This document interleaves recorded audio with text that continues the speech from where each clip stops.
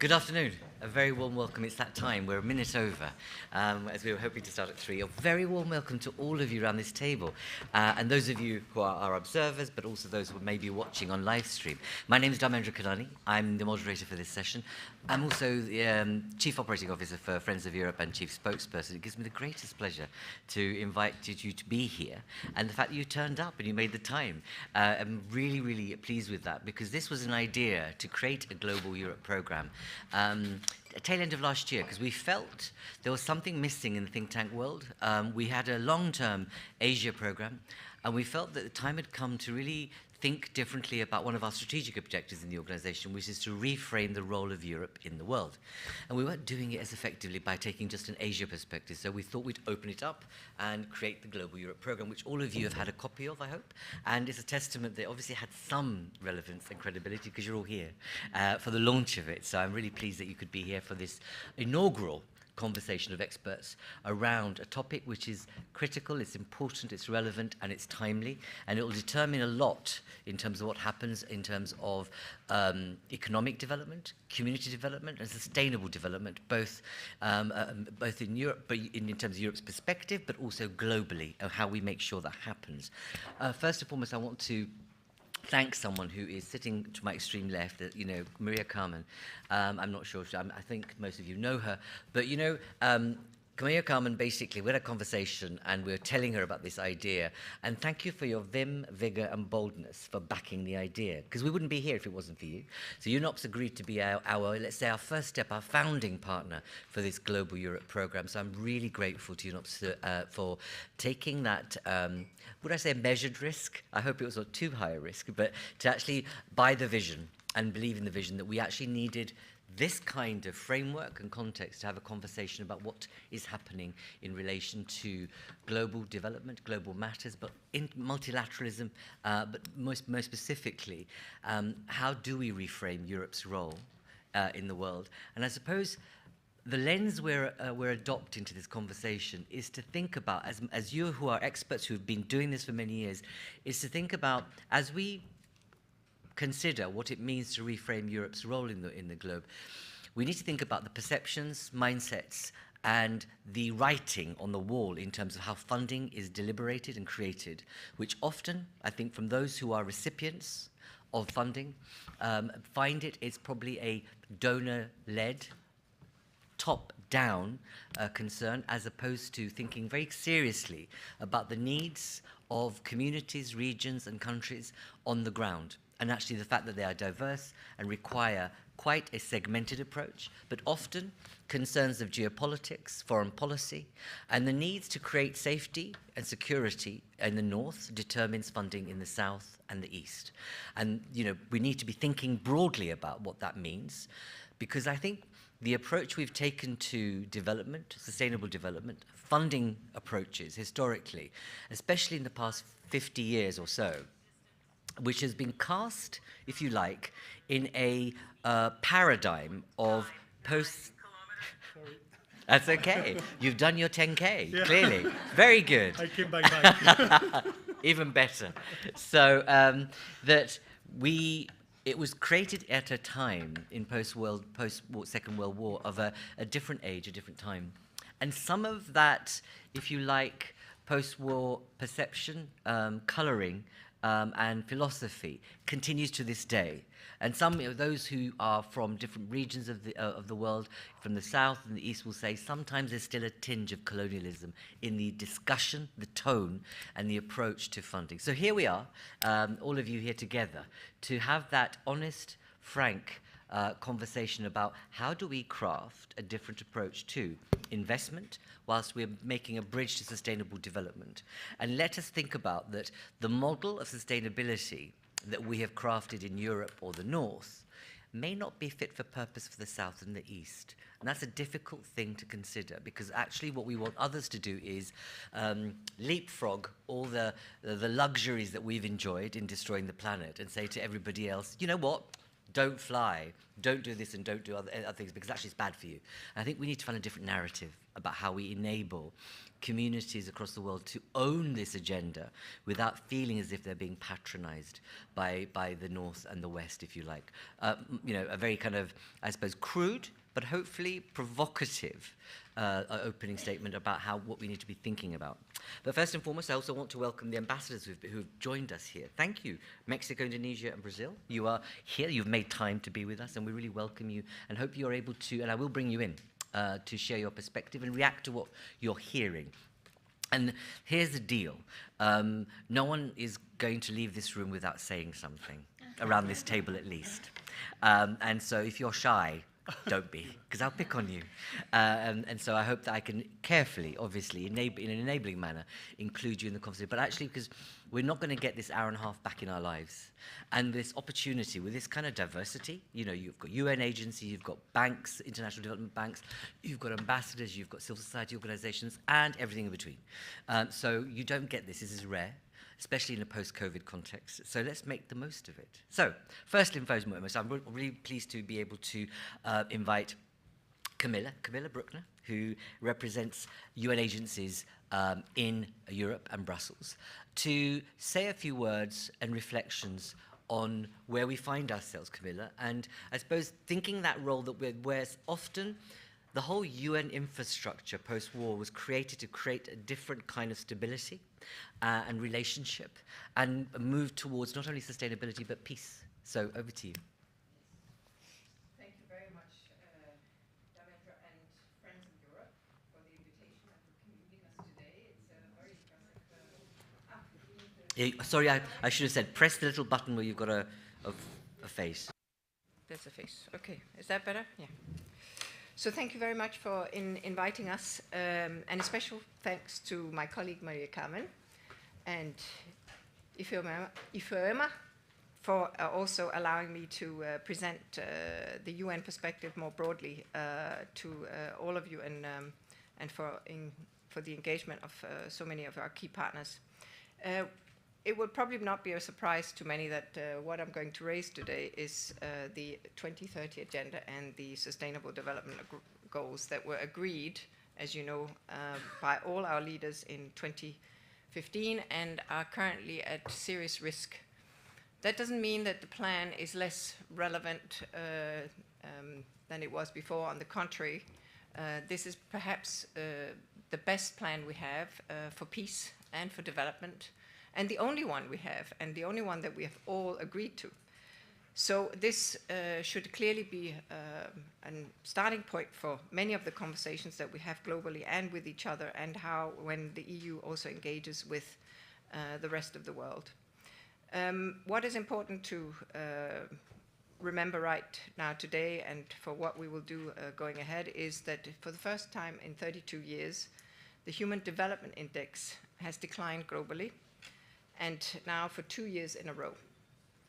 Inequalities have worsened, especially for women and girls, and developing countries are battling for record inflation, rising interest rates, and looming debt burdens. 52 countries are at the moment at the risk of debt defaulting, and maybe that's financially not countries that have great volume, but you can imagine if populations in 52 countries start to move because they have no other alternative. So very important to find solutions for that. And at current rates, none of the SDG targets will be achieved by 2030, as we have promised each other. But let's not get hung up on the indicators and the timing, but more on how important this agenda still is and how we can recognize that there have been obstacles that we know all too well with the pandemic and the financial crisis following the Ukraine war. But that doesn't render the SDGs less important. Team Europe has a key role to play in putting the Sustainable Development Goals back on track. The choice of the European Commission President von der Leyen to include the SDGs in all the mission letters of the European Commissioners is exemplary, but we must make sure that the SDGs do not lose momentum with and outside the EU, and are in practice implemented as well, and considered not least in the Global Gateway Initiative that we will also talk about later, I understand. At the high-level political forum this July, the EU will be presenting its first collective voluntary review on the SDG progress, both for EU and the EU countries, both internally and externally.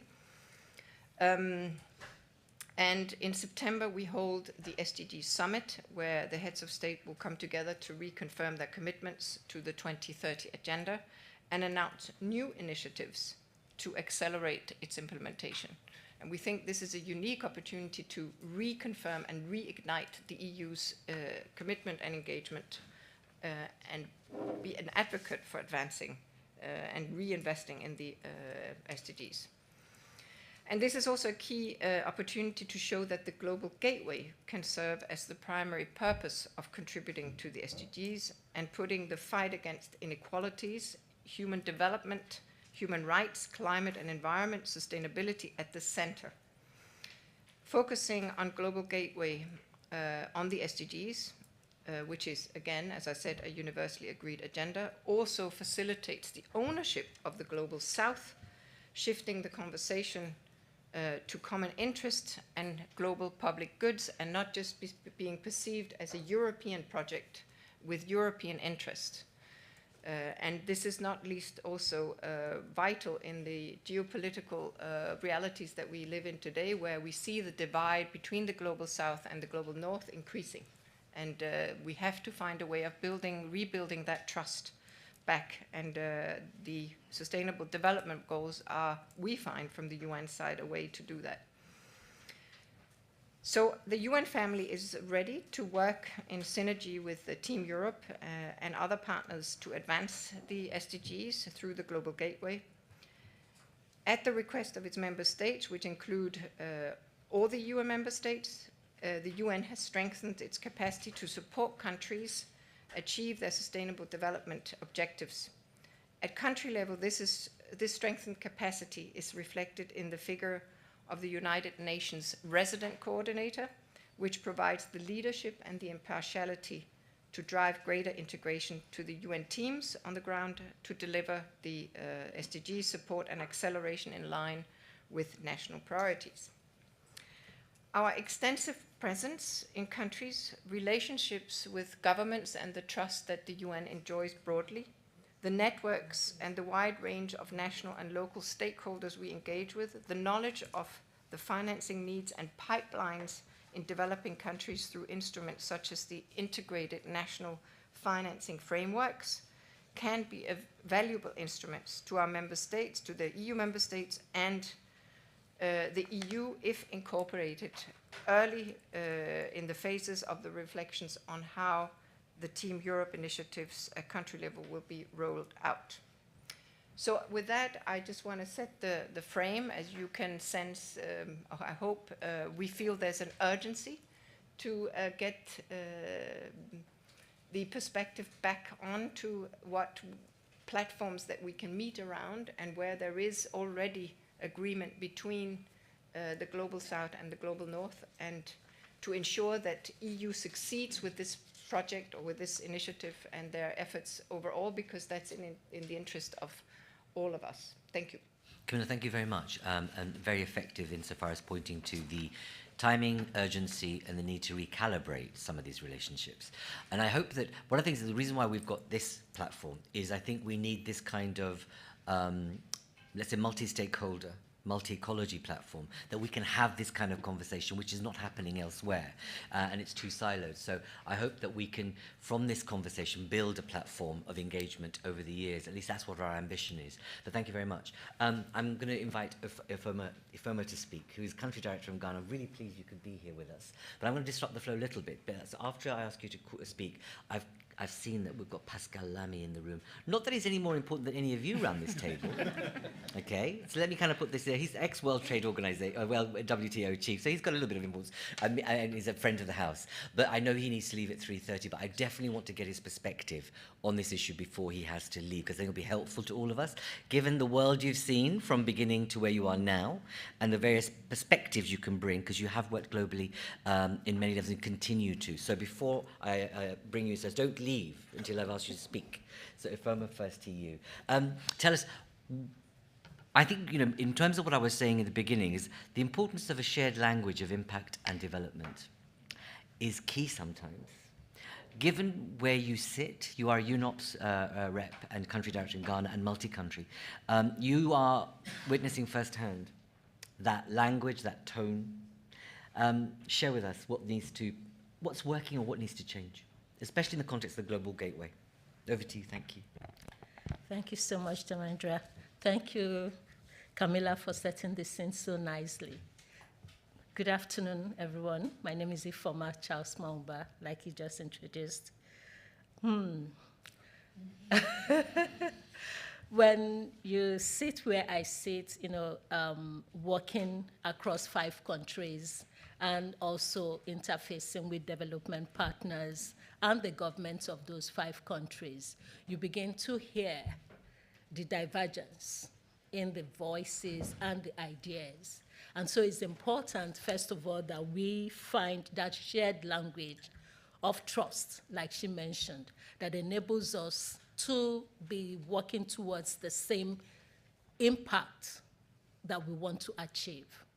Because if we don't have that coherence in terms of the language and what we hope to achieve, we'll be coming at this from different angles. And so, for instance, she was talking about various platforms where we meet.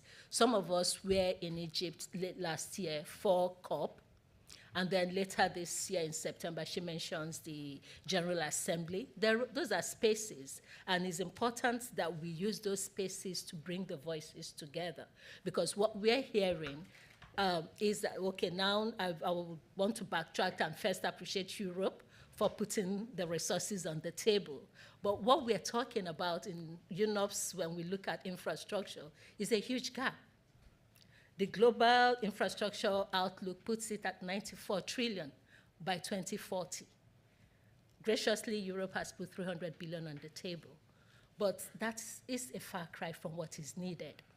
Some of those resources are there in the assets that are in the global south. Some of them, we are being told, like he mentioned earlier, you know, don't touch them anymore, and they're looking as if they're going to be stranded assets. And the countries are nervous. And right now, Europe, when you look, actually, I looked at the website on Global Gateway, and it says Europe's vision. We can't be talking, you know, in that language that basically seems to exclude and tell others what it is we want to do. We need to have a voice that basically recognizes that those that you want to put this investment towards also have a say.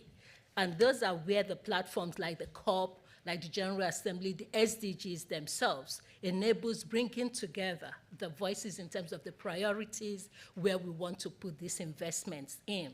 But like I mentioned, the gap is huge. Infrastructure underpins everything that it's done, whether it's from the agroecology and SDG 1 all the way to pandemic response, to sustainable cities, to energy.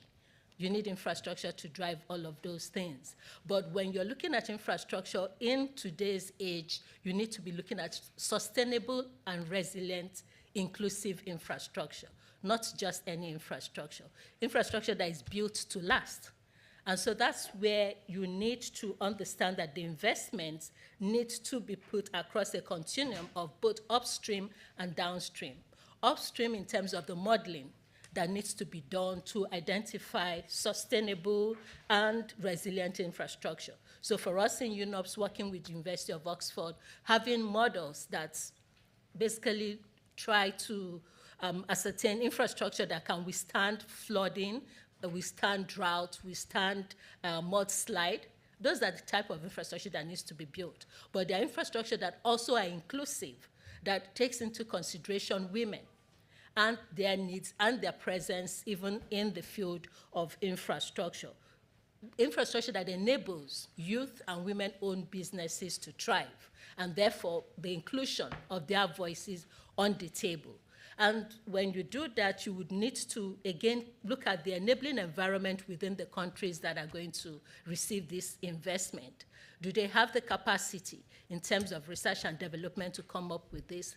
Are those investments going towards research and development? Are those investments going towards an enabling environment in terms of their legislations that need to be retrofitted to suit a climate-resilient world? Most of these things are, sometimes you put investment and you say you want to put a truncated road in a country, but you've not looked at the enabling environment, the laws and legislations that will enable that to happen. And money needs to go into that piece of work. And then when you look at 300 billion versus 94 trillion, we know that we need additional resources, both from the countries in the global south, but also from the private sector. Has the investment environment in these countries been enabled and made attractive for the private sector to come in? Most of the time, the private sector is standoffish because they really don't understand the laws, the tax policies, and the regime that the government has in place. And so it's also important to put some money into creating that enabling environment that allows the private sector to feel safe to come into that space. And sometimes most of the projects that we put out don't put resources into that. And then when you put out those resources, sometimes the countries know what they want, but the capacity to make it bankable, to indeed design a project that the private sector will look at and see return on investment is also not there. And so everybody's talking about it, and 10 or 3 years down the line, nobody has drawn down a single cent because the whole project is still up in the air. Nobody can feel it. So resources is also needed to, again, design that project, showing the return on investment on that project to leverage such that the global pathway investment, gateway investment, would be a catalytic fund that leverages national resources, but also private sector investment to make that investment sustainable. So, and then going on to issues around procurement. Again, UNOPS supports these national entities to procure the right set of contractors to come in and deliver. And when you're looking at that, you're also looking at the environmental and social impact of what their footprint is on the ground, because otherwise you will leave behind another set of problems in doing that. And the private sector is also important in sustainability beyond the period of the investments that is usually project-based, 3 to 5 years. Post that, what happens? And so for us, again, is how do we ensure that there is sustainability down the line, even involving the community? So quite a number of things that we need to rethink if we want to move forward on this, but we need to find that shared language that enables trust and enables all of us to be moving towards the same impact. Thank you. Ifeoma, thank you so much. In there, I mean, it's in a very short period of time. You have set out, I suppose, kind of almost like a menu or a framework of what good business development or development should look like, and that's part of the thing about how do you co-create a vision for sustainable development as a funder. And I think that your important point is that that vision has to be a shared vision, and that which will then lead to a shared language. Thank you so much. I'll bring you back in later also. But Pascal, before you leave, you have done a number of things, as we all know. You don't need much of an introduction. But give us your take, because now you can be really frank and direct amongst a range of policymakers and politicians. What's your message to the EU in the context of what you've been learning, watching, and listening to? Thanks, Dharmendra, and thanks to Friends of Europe for organizing this very important conversation. 3 short points. Dharmendra and colleagues, you encouraged me to be frank. I will be frank. And my starting point is that I believe that we really need to repair EU's relationship with the South. I have not seen it in such a state of damage for the last 30 years. And I think that's the starting point, and that's the context within which this conversation should take place. We Europeans are facing, in the rest of the world, South, an accumulation of frustrations. Some have been there for a long time, like past colonialism, double standards, and they've been obviously reactivated by the Russian and Chinese narrative following the invasion of Ukraine. There's a lot of that in the conversations I'm having with friends on the South, which was not there 2, 3, 4, 5 years ago. We've had, notably with Africa, the scars of the COVID apartheid, who have left a very, very serious mark on the relationship. And we now have this accusation of green imperialism. I was in Geneva a fortnight ago for 2 days with the boss of the Institut Jacques Delors in Brussels, and this institute is specialized on the Green Deal, both internally and externally. As you can imagine, I still have quite a lot of good friends in Geneva. Geneva is like New York. It's the top of the coconut for diplomats. So if you get there at 50, 10 years later, you're still there. So half of my interlocutors were people I had been interacting with when I was DG of WTO. And the good thing about that is that they are very frank. And I was really shocked by the message I received. Not so much, by the way, about the CBAM, which has been reasonably well explained, but decisions by the EU like the Deforestation Directive, like pesticides, like neonicotinoids, like the cooking due diligence, corporate due diligence, sustainability, are creating antagonism in the South. I'm not saying they are right or wrong. I believe for a variety of reasons the EU is right in trying to green its trade relationship for the rest of the world, but we cannot do that, in my view, without reinserting the development dimension into this trade and climate nexus. So we absolutely need to re-triangulate development, climate, and trade. Finance, of course, and I'll go back to that in 1 second. But this is my point number 1. Of course, the Global Gateway may be the vehicle to do that. But so far it is not. The Global Gateway has a very sort of strong Chinese flavor about infrastructures.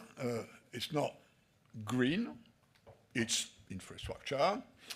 It's green insofar as we want to help, quote unquote, a number of developing countries greening their energy system, the problem being that this is not their problem. The problem is not to green their energy system. The problem is to cope with adaptation, which is the consequences of what's up there for the 50 years to come. And there is an obvious difference in perception between what the climate challenge means between us and the South. And I think you were talking previously, Dharmendra, about perceptions. We have to factor in this big difference of perception. And if the Global Gateway is the vehicle for that, then it has to be reprioritized, in my view, not on issues which we believe are good to green our interlocutors in the South, but on issues which they believe are important to cope with the challenges of climate change, including global warming and all the consequences it has. Third and last point, and I don't want to give lesson to anybody, but let me also speak my mind on this. I only very reluctantly use this expression of Global South. I know what the North is, I know what the South is.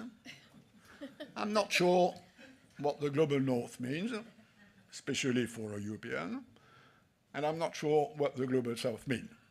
I understand why Beijing is using this label extensively, and I think I understand why they are doing this narratively. I'm not sure we should do that on our side. Thanks for your attention.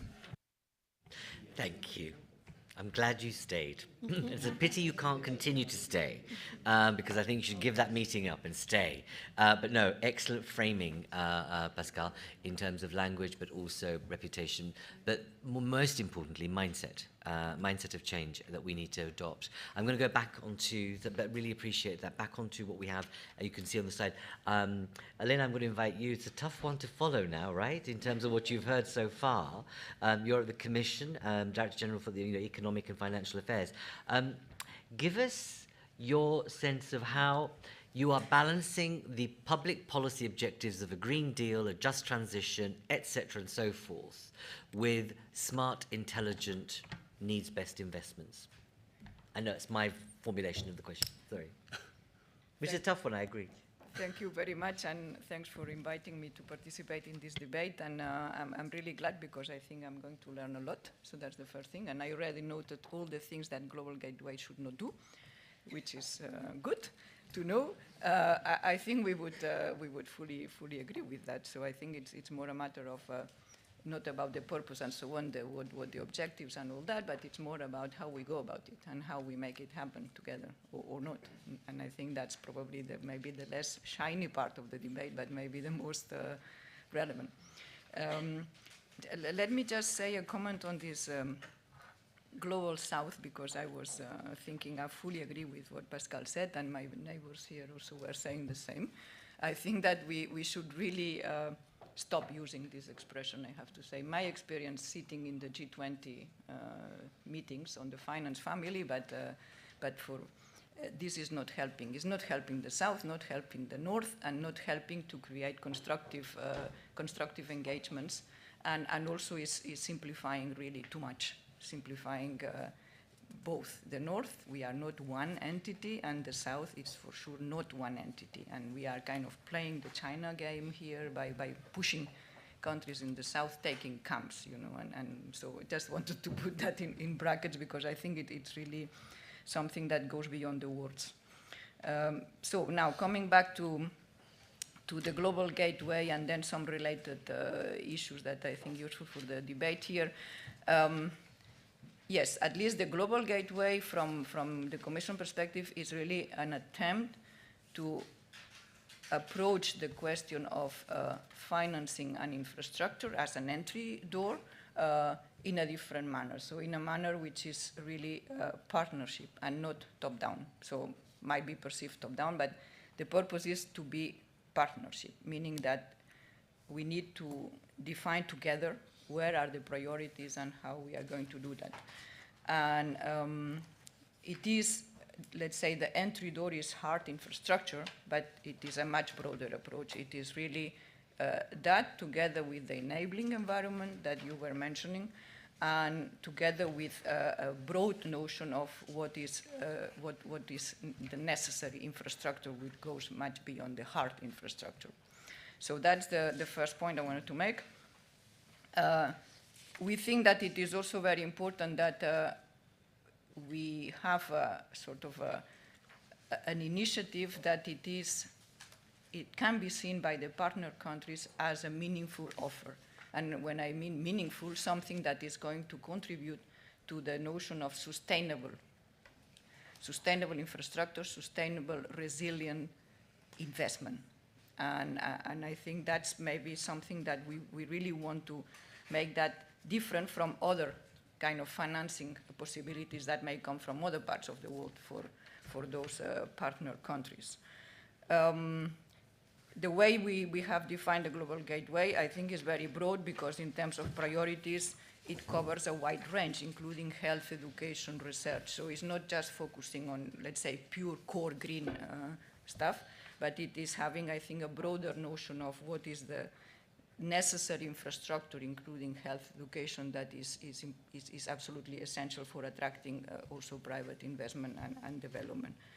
So that's the approach. Now, as I said, the thing is how we make it happen. And I think that somebody already mentioned we need to use the platforms we have here in Europe, globally, and in the countries concerned.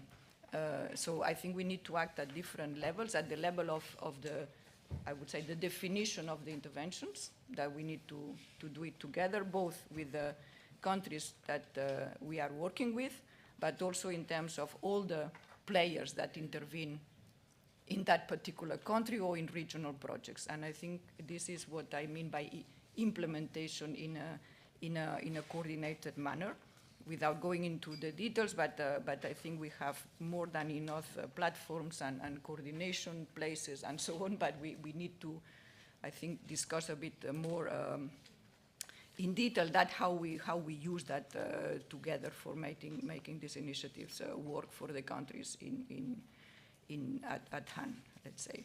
And well, everybody said that we need to discuss with the countries and see what the countries want and mean, etc. That's obvious, but I think it's easier said than done. And I think that indeed identifying where we are going to do that together with our partners, being governments or multilateral institutions or banks, is really essential. And just a last word, because I think we need time for discussion here.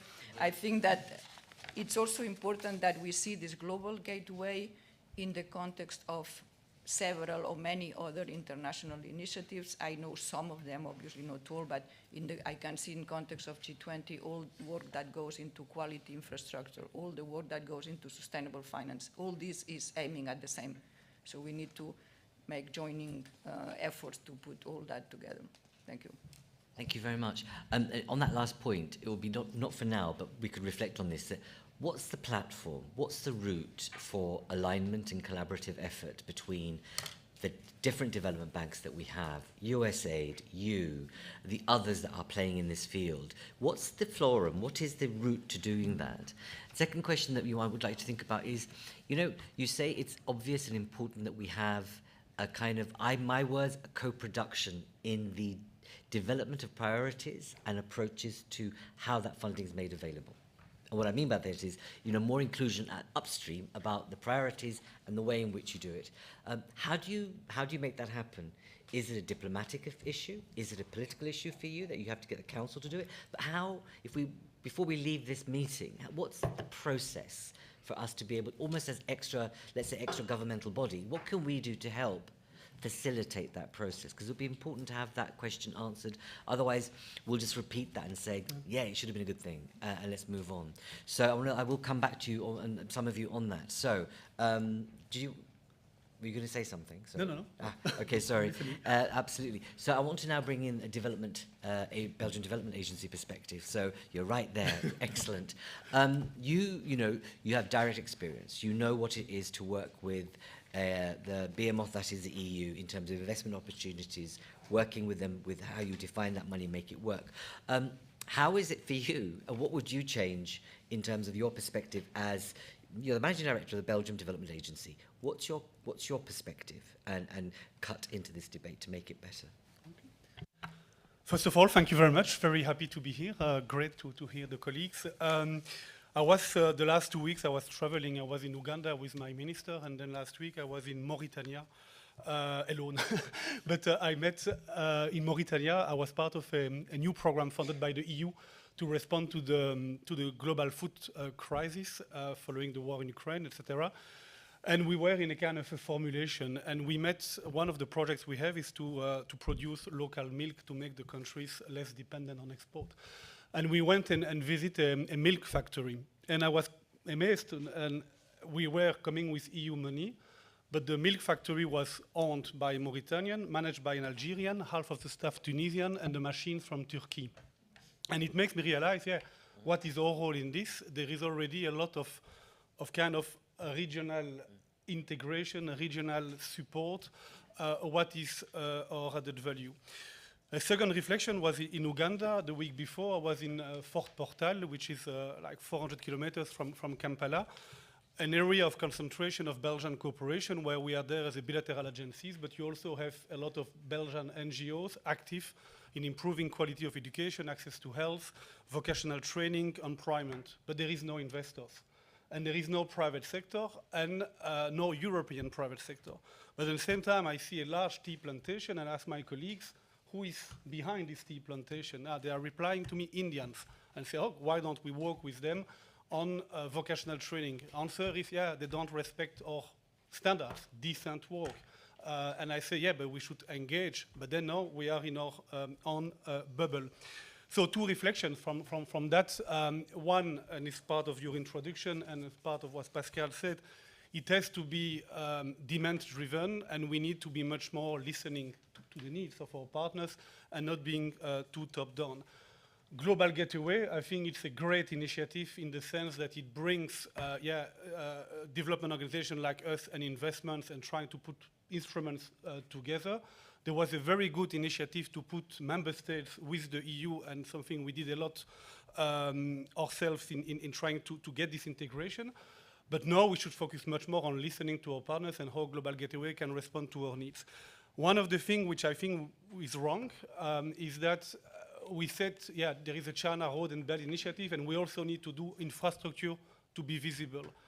But to be honest, what is the added value of Europe is the soft aspect. We are good in social protection, we are good in social services, so why do we try to copy in a way the Chinese by doing infrastructure, which is needed?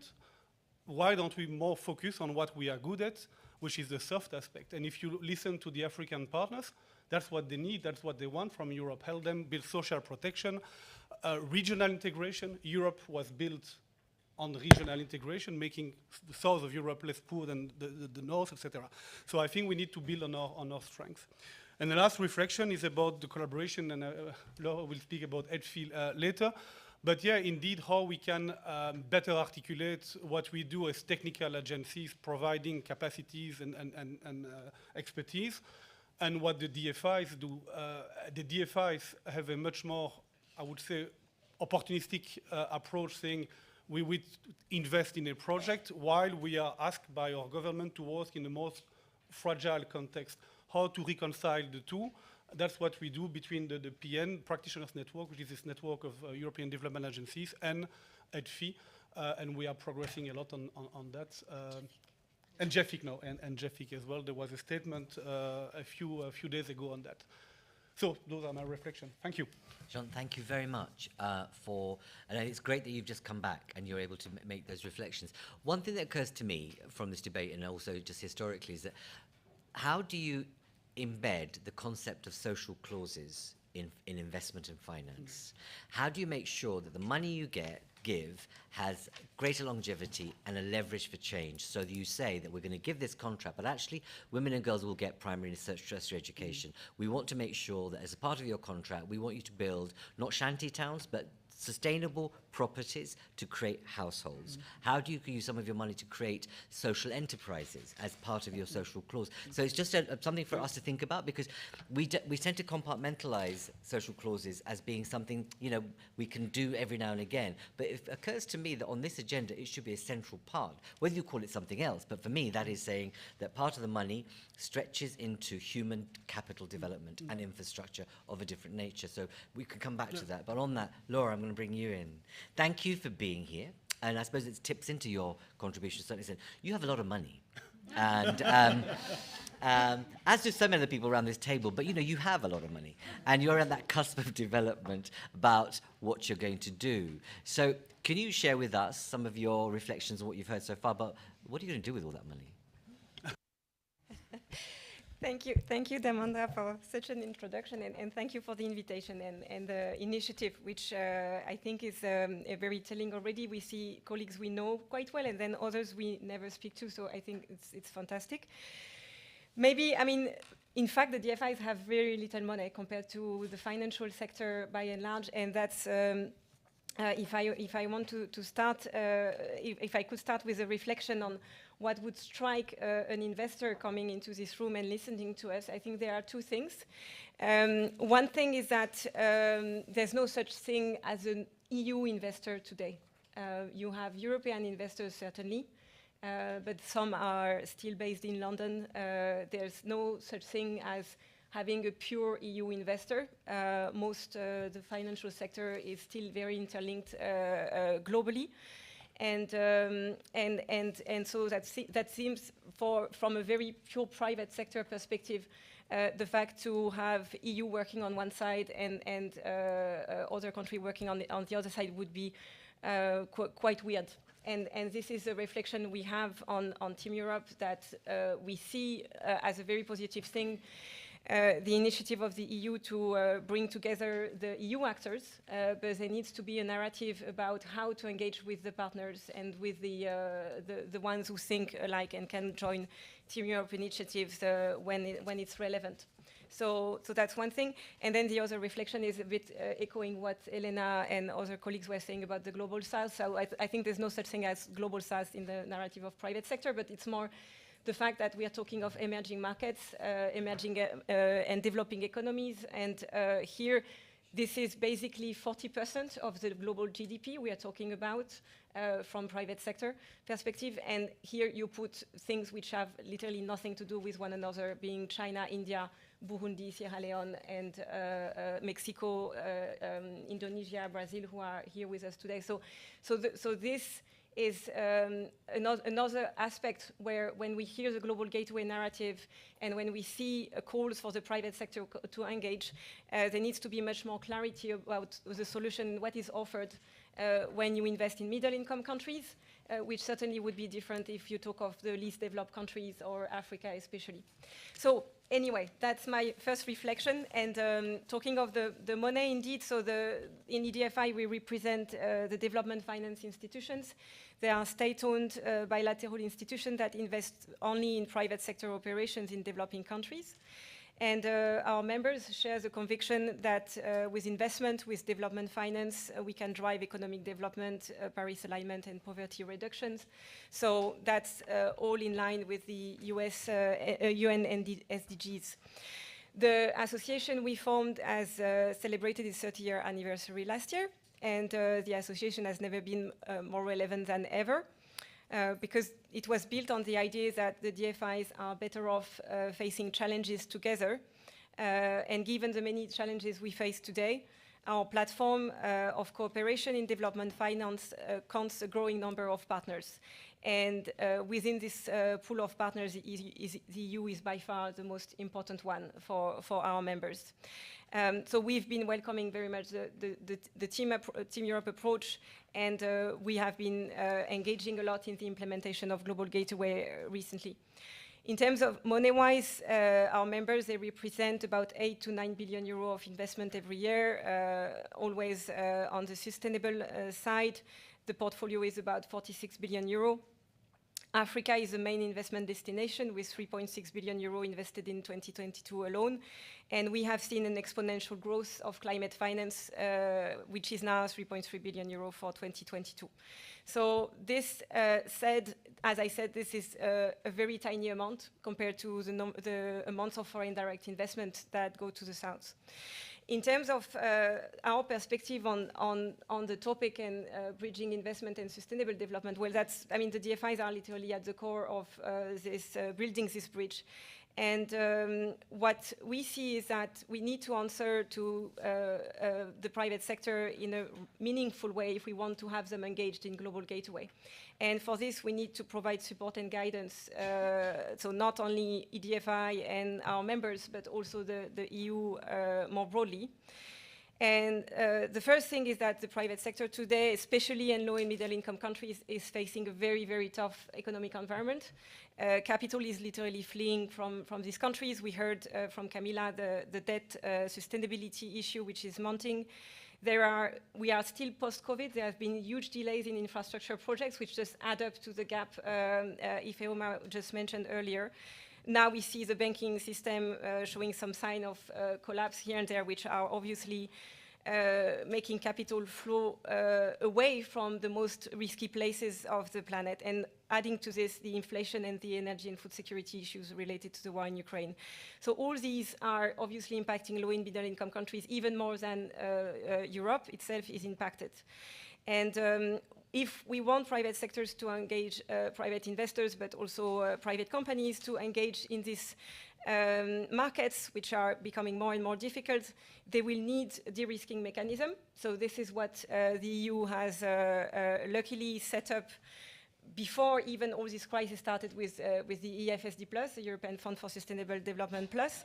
And so these are EU guarantees that the DFIs will be very happy to implement. We got an allocation of 3 billion across our network from the first EFSD+ call for proposals last December, so that's a major step for DFIs to implement blended finance. And especially on private sector projects in sustainability. But the fact of offering de-risking is not the only thing that is needed. The second thing is, I would say, another aspect of de-risking, which is the fact that the policymakers have to work with partner countries to prepare an enabling environment, policy frameworks which are conducive to investment, and that is absolutely crucial. And if this job is done, then in fact, sometimes you don't even need to de-risk financially with guarantees or other means. And finally, and I think this is the point that Pascal was making about the talks in Geneva, there's one thing which is striking today is how we, in this very tough economic environment where there are honestly 1,000 reasons why you wouldn't invest in the least developed countries, then as Europeans, we add rules on sustainability, which are welcome from our perspective, because that's basically our business as DFIs to drive sustainable investments. But these rules are extremely complex. They are not clear, and sometimes they are not proportionate. And then this is where we go into this accusation of green imperialism, which is clearly endangering not only our business model as DFIs, but more generally the reputation we have to be conducive to private investments. And when it comes to rules to access EU funds under EFSD+, the DFIs will do their best to be simple and to be accessible to private sector clients, because that's the way they always try to work. But when it comes to EU sustainable finance rules, the Corporate Sustainable Due Diligence Directive being one of those, there are really heated debates where it's difficult to find a way to explain some of the boots and straps that we have to deal with. So I will stop there. Thank you. Before you go, so because I want us to focus all of us, our minds on, you know, what could we do differently or better. So you talk about the need for, when you're working with partner countries, to ensure there's an enabling environment that's happening, but it's happening, you have to do it almost concurrently, because otherwise you're waiting for the money, sitting in the bank, earning interest, or not so much now, wherever, but actually it's not doing the thing. Is there a way where you put in risk capital early on, or patient capital early on, that you can say, actually, we can manage the risk of that if that stimulates better enabling environments? Do you envisage something like happening? Would that be something that you'd consider as a part of your approach? You may not want to talk about policy position. Well, in fact, what you're saying here is what is happening with EFSD+. I give you an example. We have a program under EFSD+ that was selected by the Commission, and we were very happy about it. It's about carbon sink and forestry projects. And these projects, if you speak to private investors today, they would very remotely, it's not bankable, let's face it. So the way we will need a lot of manpower and probably technical assistance, and the EU also, the delegations, putting work together to provide for an enabling environment, so that then this blended finance is used for projects which are, you know, basically sustainable at scale. So that's, and this is where the money is in the pipe. It's being contracted, so it's not ready yet. But indeed, as you say, there's a question of this work on enabling environment. It should be done normally 2-3 years at least before any investment is signed. Great, thank you very much. I want us, before we have a break for tea, I want to bring in the diplomats here, the ambassadors here in the room, to give their take on what they've heard so far and what they see coming on the horizon in relation. We've got three very different countries, regions, etc. And so I want to start with Mexico, if I may. Then I'll go to Brazil, and then we'll go to Indonesia. So over to you, sir, first. Thank you, Dharmendra, for your invitation, and Friends of Europe for table this very interesting topic. I will start by sharing with you one of the very last conversation I had with my minister in Mexico City this January, in which we were discussing on the Latin American and Caribbean summit with the European Union this July, and he asked me a very simple question: what this is about the global gateway? And I tried to explain in the best way, and the simple question he raised was, how much money we're talking about.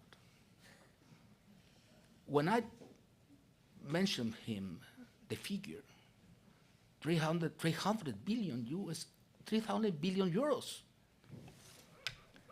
for development projects, the response was immediately, how much for Mexico?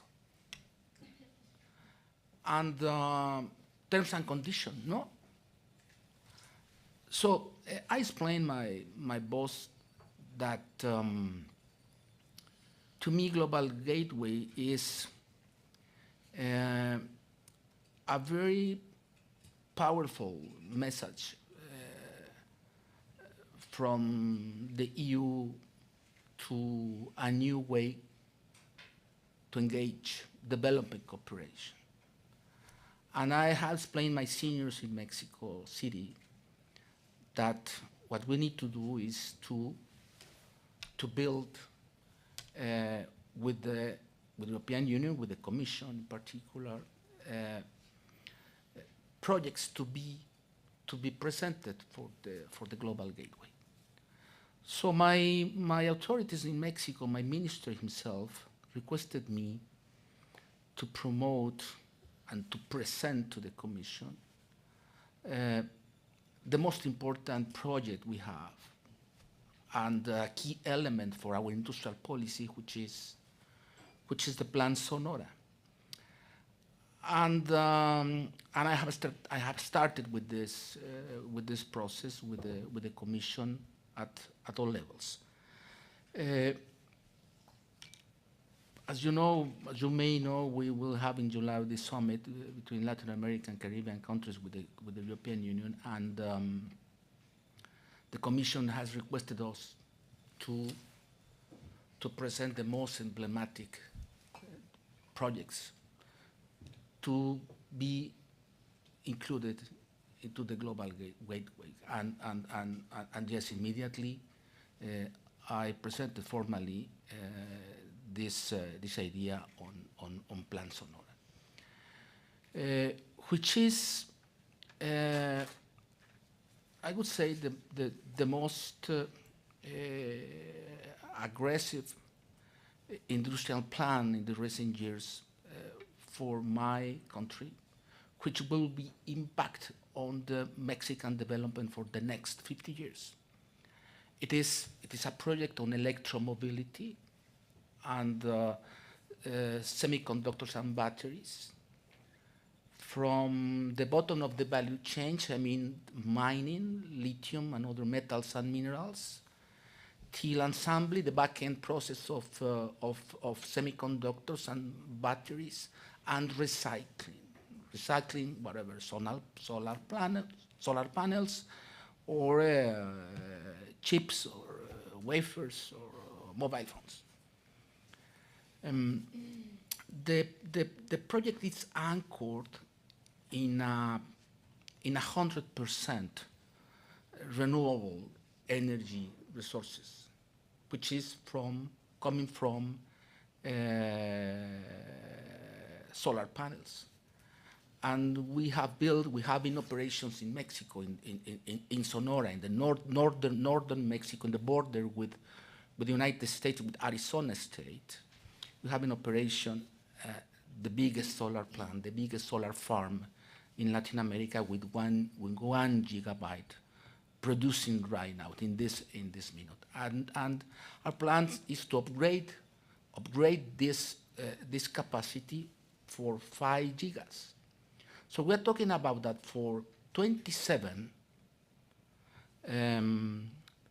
For 2027, we will be able to have 5 gigabytes producing from solar panels, and with to put in this way, 100 square kilometers of solar panels in the Sonora Desert.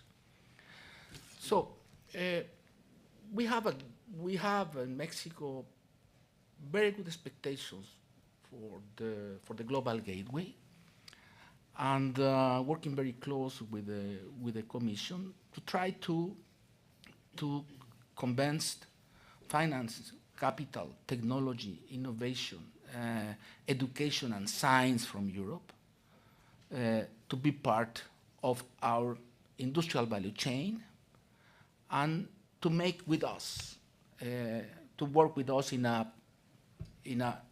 a more competitive and efficient value chain in these two main goods. I have, as I mentioned before, good expectations for the summit in July, and to have perhaps attractive announcement for everybody. Thank you.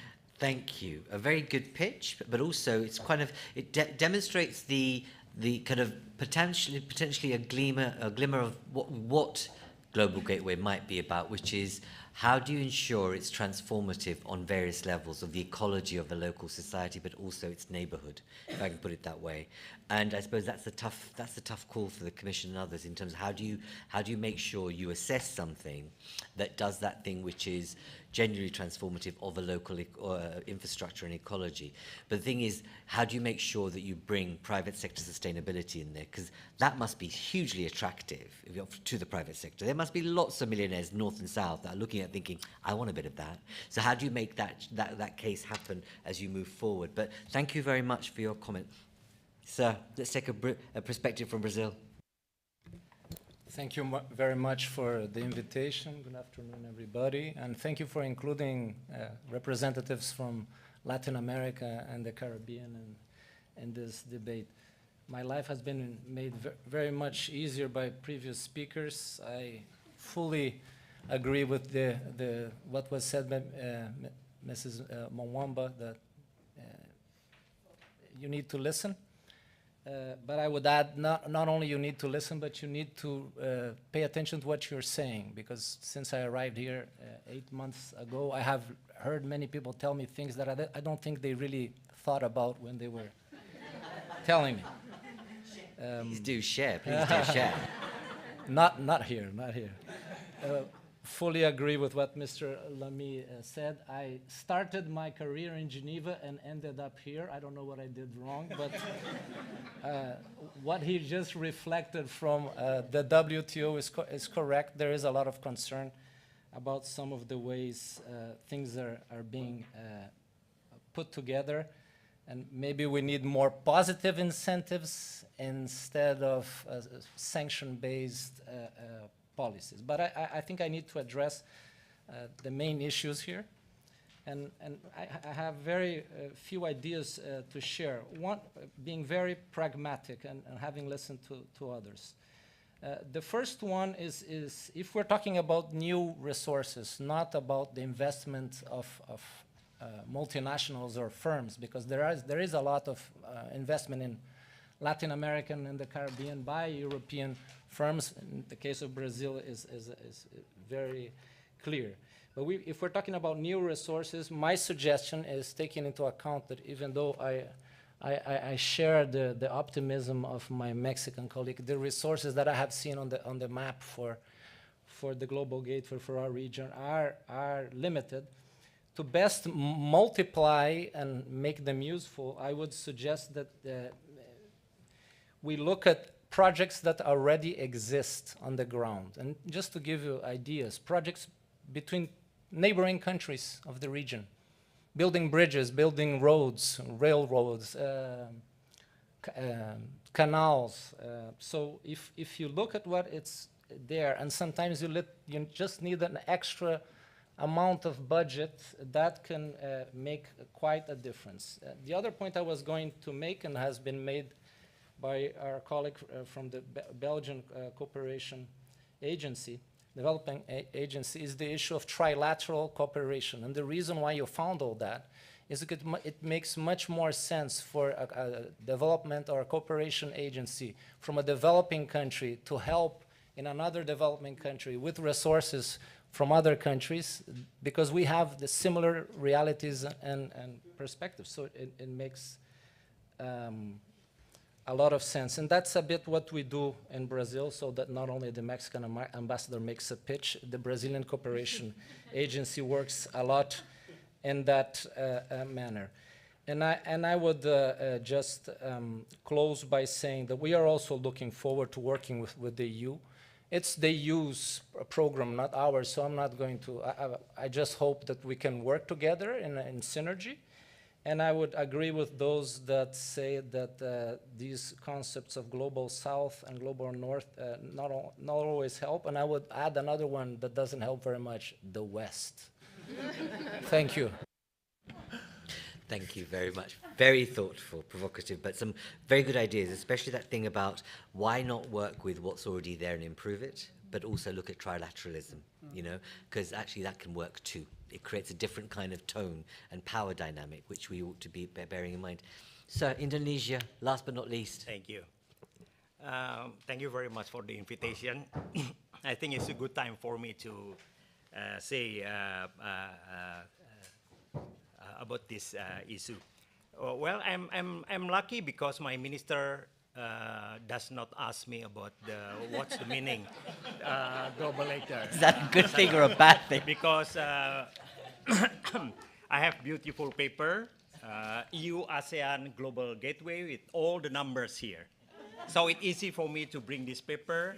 Can you explain to me what's the meaning, or what's the proceeding of the Global Gateway? But this program is a new and promising avenue of cooperation, I think, to bridge differences between Indonesia and the EU, and then to help overcome existing and upcoming challenges. And then we took careful note that during the ASEAN-EU Commemorative Summit, the EU announced the mobilization of 10 billion, 10 billion as part of global gateway. And then G20 summit also, the EU announced that we are going to have like a program, Just Energy Transition Partnership, with the promise of mobilizing 19.4 billion. And then come now the question. Yeah, it's good on the paper, but we need to make clear the picture. Then the question of Ambassador Mexico is valid. Yeah, we need for us, when you talk about the number, then we need about the specific project. I don't want to compare with the China initiative on the Belt and Road. You know, well, to some project it's not effective, but overall the data show that this is many good project that happen in Southeast Asia. So when you have China Belt and Road, and then you have Global Gateway, people will thinking which is more realistic, more concrete, and it's good for us. And then also, for example, one of the program is Indonesia with just energy transition. One of the program is phasing out the coal as energy sources in 2060. Yeah. On the other hand, no the demand for the coal is, you know, it's not only in Southeast Asia, even in Europe. So let's thinking when you are going to passing out the coal in third world country, but you still need here, then the question is, this is a right approach. That's the question. And then the situation is more, becoming more complicated, as Mr. Pascal Lamy said, that with the mother of the sustainability program in Europe, you call it the EU Green Deal, yeah?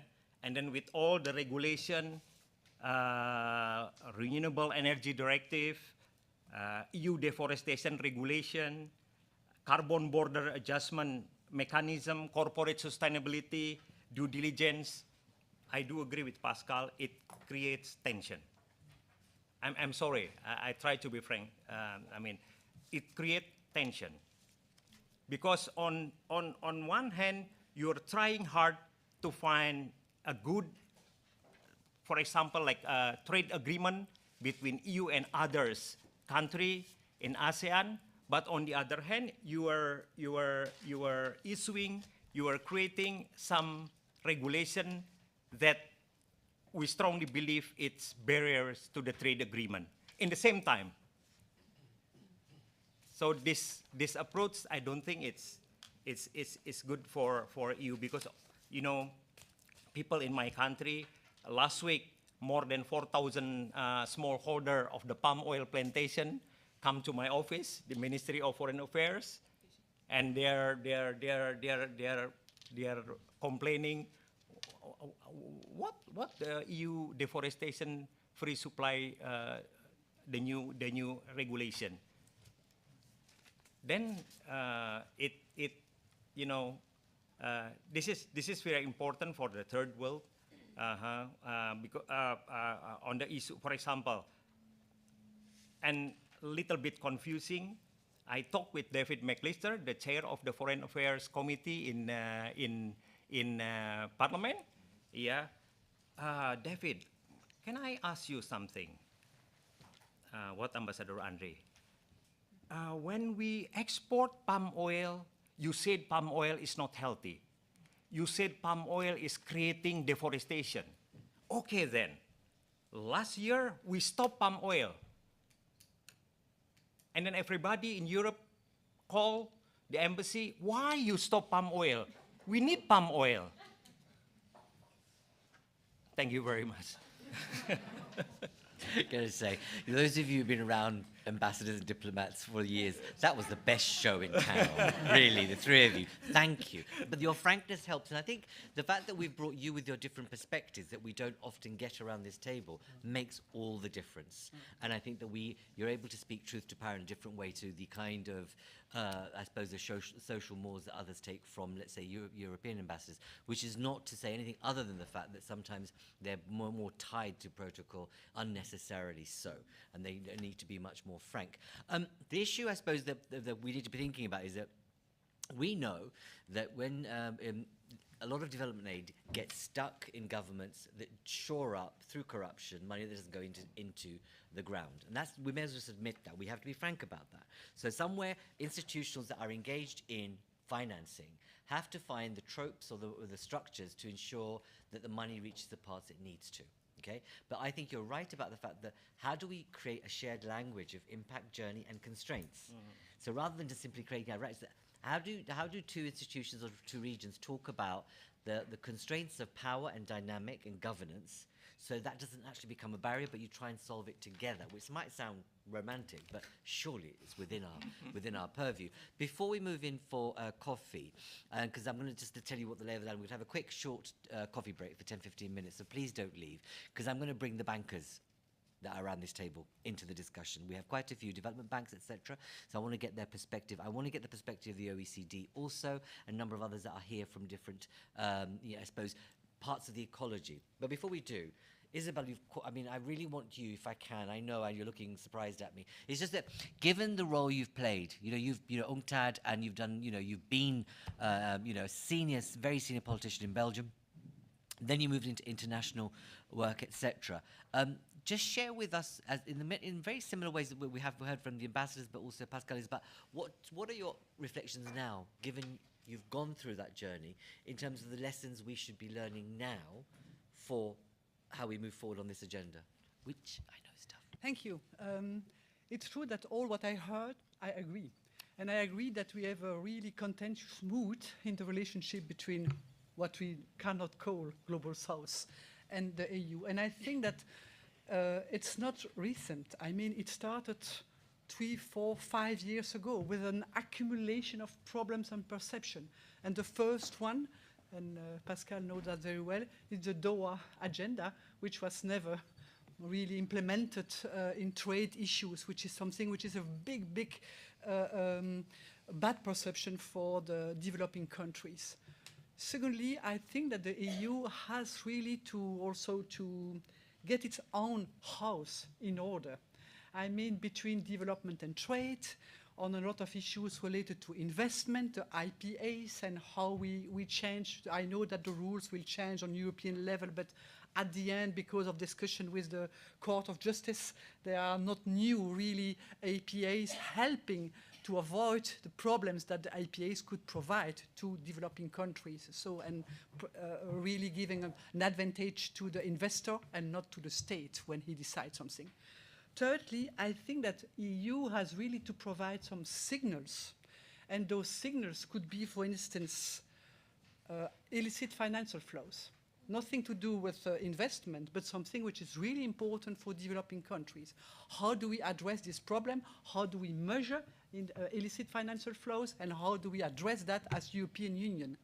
First. Secondly, implementation of the special drawing rights that we decided globally. How can it be implemented? I think that is very important for a lot of developing countries and not the Global South. In the conversation within the WTO, I think that a lot of things can change in the conversation between EU and other countries within the WTO, related, for instance, to intellectual property rights. We have seen with all the vaccine issue. I think that the developing countries have not forget what happened with the vaccinal nationalism, and that's also something, intellectual property rights, that we have to discuss. As also the rules of origin for developing countries. There is also what we mentioned briefly, CBAM, board adjustment. Of course, sometimes it's perception, because in the reality, I think that it will not change a lot for a lot of developing countries. Nevertheless, having a real conversation on that, not to explain what means CBAM, but it's not explain, it's to listen and trying to look how we can really avoid this misperception on CBAM, and probably CBAM will not change completely the rules of the games. And the third or the fourth signal is also losses and damages. In the COP, you remember this new fund. I think that's also something, adaptation is something that the developing countries are expecting, not only mitigation.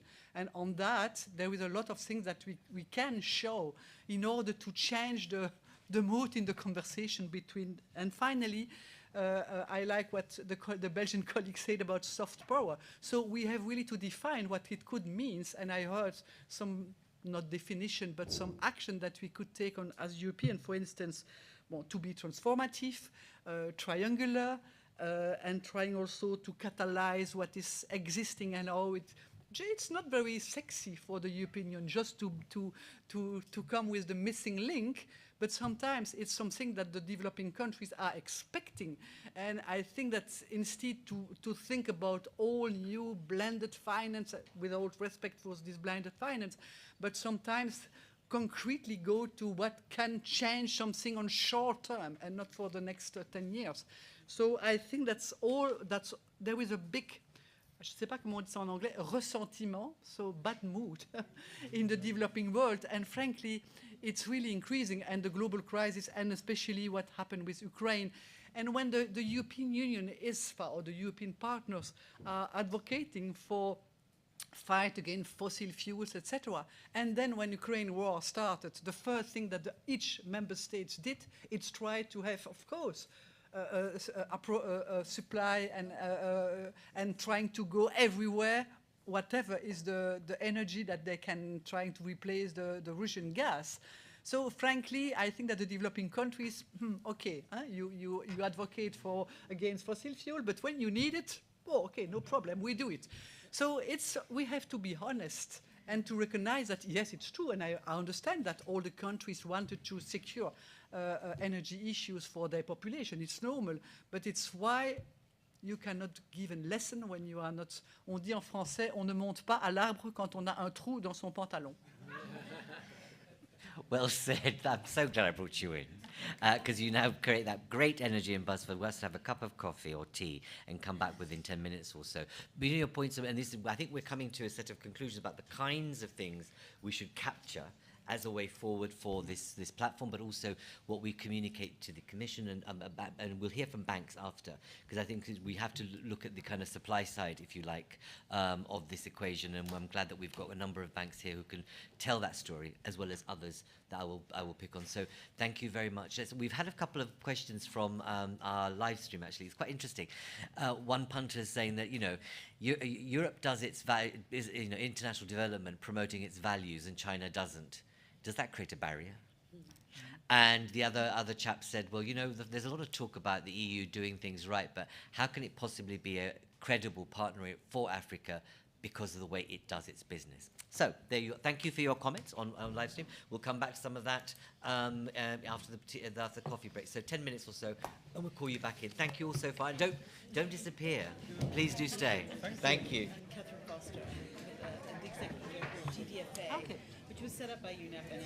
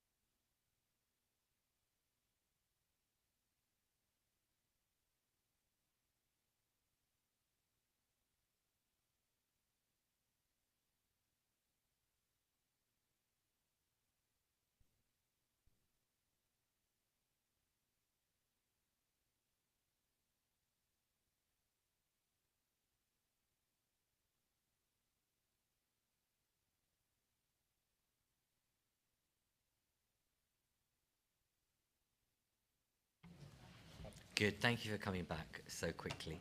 And I hope you did partake in, those of you who are coffee drinkers, which is sustainable bio coffee, by the way. Just plug that.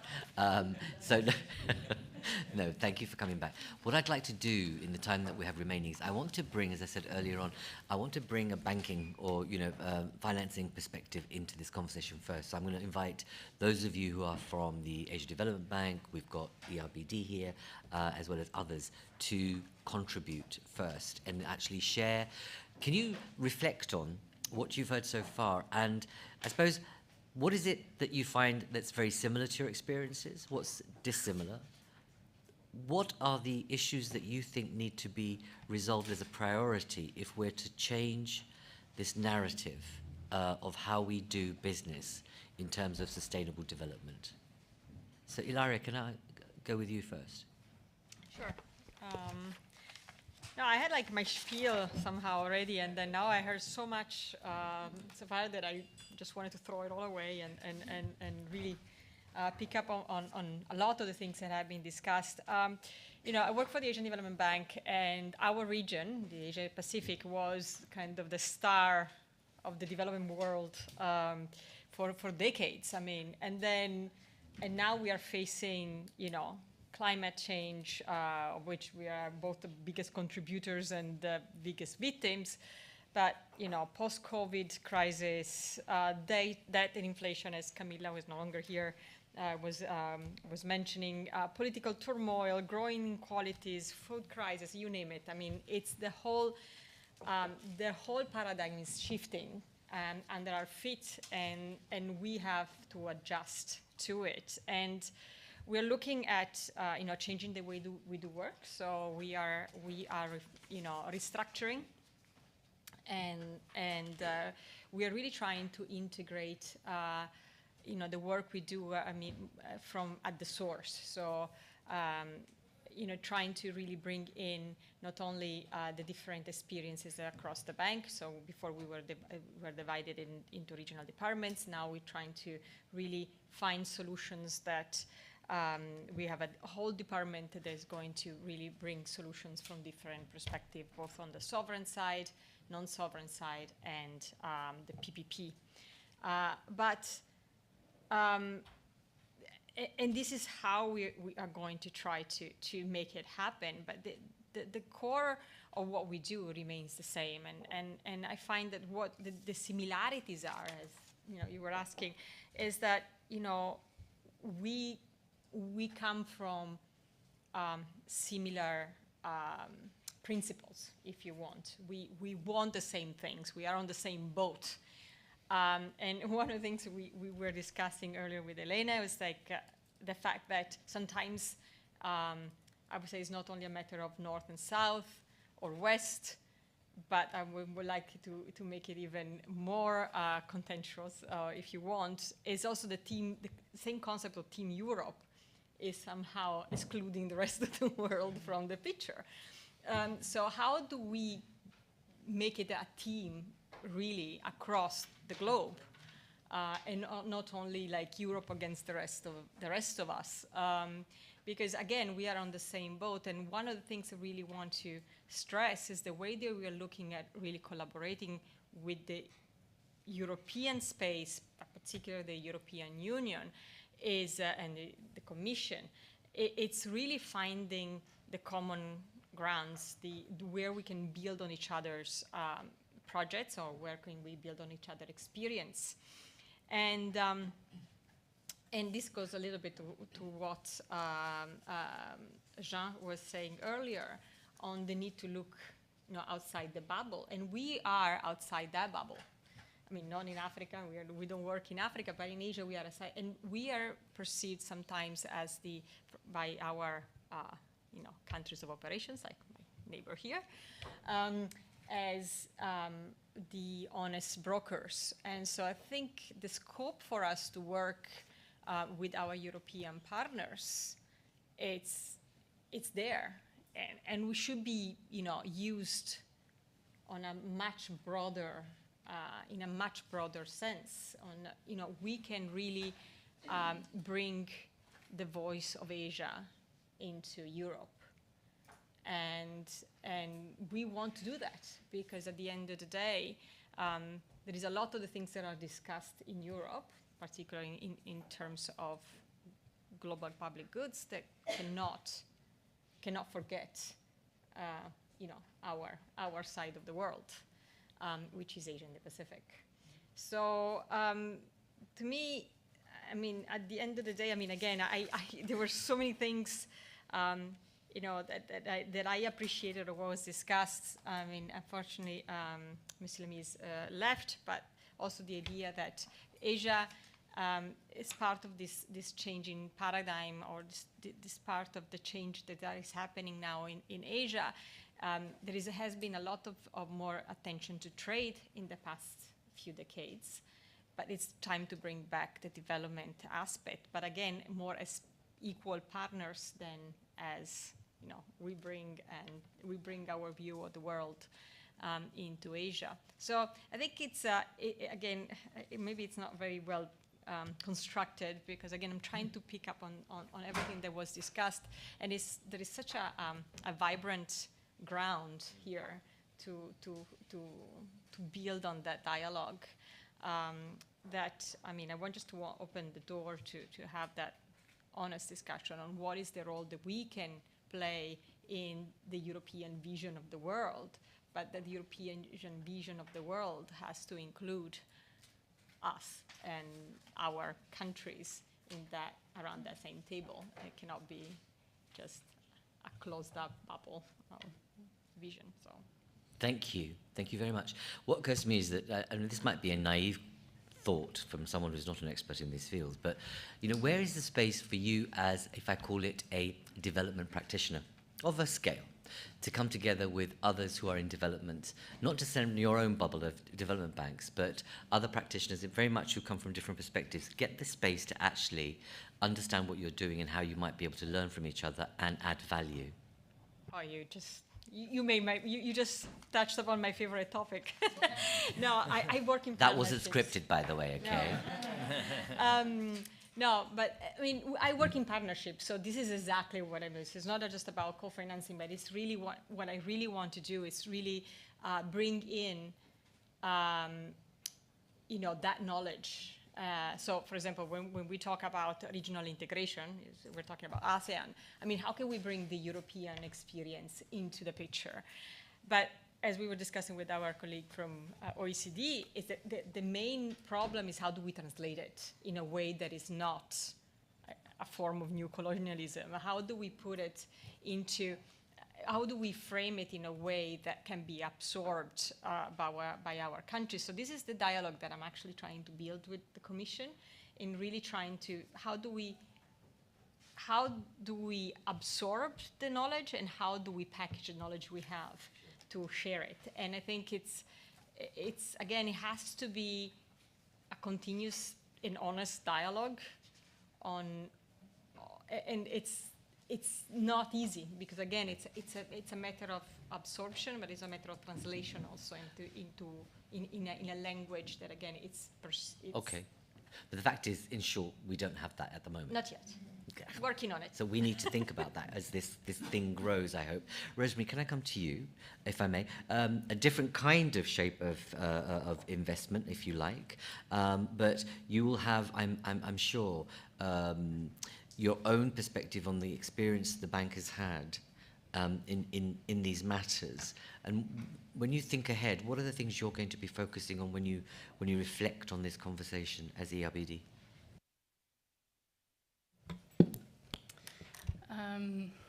Thank you for putting forward a challenging question, but in a way it matches a number of discussions that we are having at the bank, and I should say I bring in the perspective of a shareholder at the EBRD. So many of the aspects that we are discussing are very prevalent in our discussions at the board and the bank more broadly. But if I may just quickly come back to the previous discussions and outline some of the areas where I think we have common ground with what has been said before, and I think just wanted to pick up on, Ifeoma's first point about the huge gap in terms of investment that's out there and that can't be bridged by the public sector alone, as well as Camilla's point about SDGs and the high public debt levels, knowing that a lot of the investments are not productive that flow into countries. I think that points to some obvious tensions, as well as I think the work for IFIs more broadly. And I can see a role to mobilize the private sector to close the gap.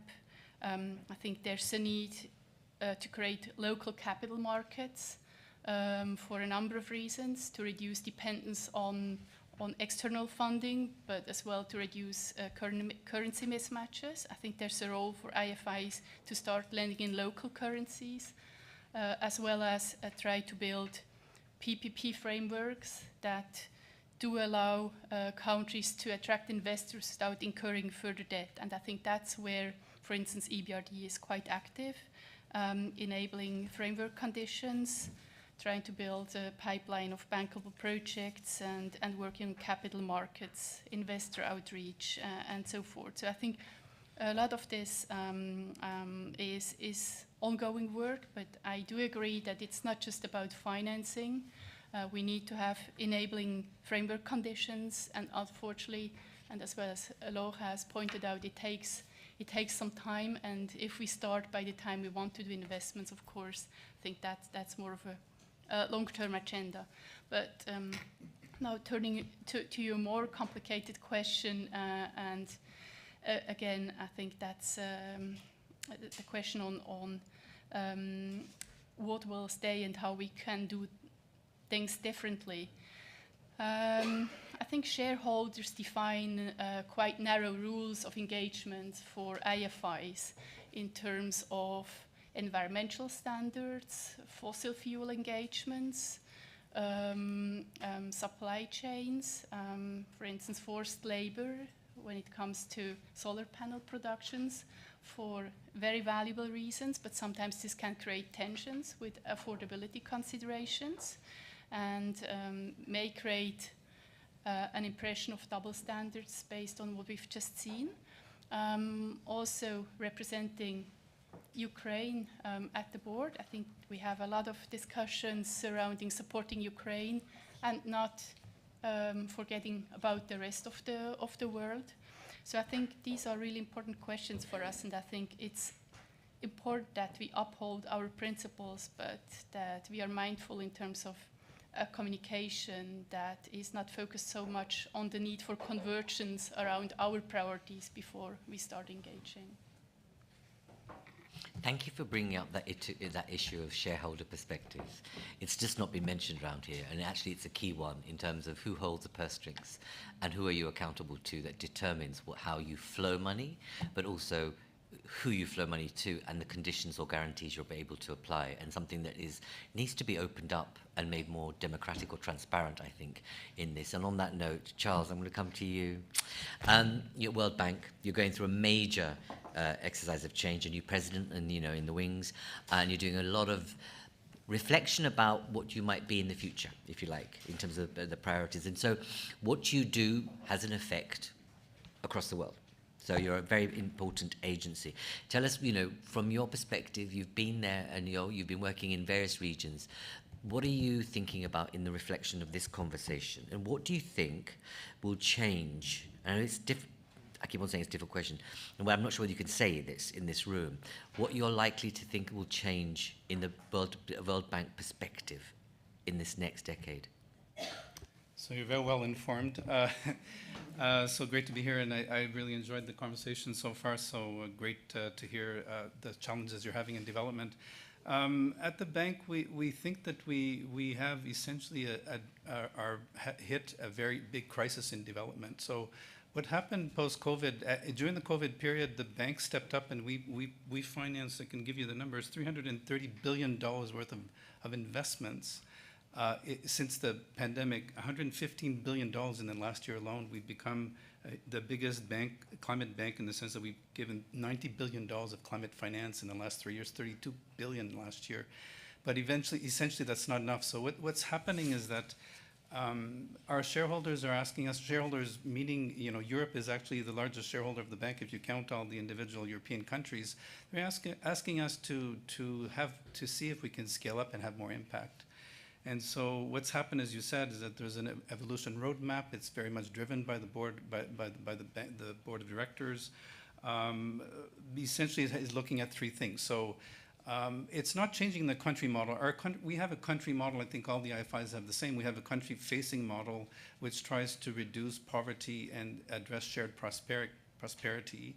We have a system to be very much listening to the client. I'll explain that a bit. But what we haven't done well is to address the crisis. So we were able to address the pandemic crisis, but not the multitude of crises we're seeing. So what's happening in the world now is we have threats of other pandemics, we have the death sustainability issues, we have the global public goods in terms of climate change, and what we didn't talk enough about here is fragility. So, you know, Ukraine, but other areas of fragility, the Sahel, Syria is still a huge conflict. And so in development, so what our shareholders are looking for is to see if we can, on top of our focus on shared prosperity and poverty reduction, to look at these other issues of sustainability and resilience. And so we have three work streams, mission and vision, operational model, and the financing model. There's going to be a meeting, of course, the spring meetings are coming. There's a development committee meeting where initial ideas will be shared of the management to the shareholders, but then probably leading to a discussion in the annual meeting. So that's where we're heading. I think that's going to, you know, so essentially you're right. I mean, what happens will have an impact in the development world, and it's a very much a transparent process looking for ideas, and so that's where we are. So what do I expect will happen? I do think we are going to look more at, as I said, resilience, climate change, and the issues of fragility. So we haven't been addressing them sufficiently. When you were asking about, so when I was reflecting, the EU Global Gateway for us is very much a welcome initiative. When you look at the needs to address these global challenges I've talked about, our assessment is that you need $2.4 trillion per year in lower income and middle income countries between now and to 2030. So I talked about billions that we're providing. We need trillions of dollars. And so the EU Global Gateway is really important. It's important on selectivity. So how do we select the right projects and how do we do them? In our model, as I said, we have a country-facing model. We have presence on the ground. We consult with the government to see we do an assessment ourselves of what is a systemic country diagnostic of what are the barriers to achieve these objectives.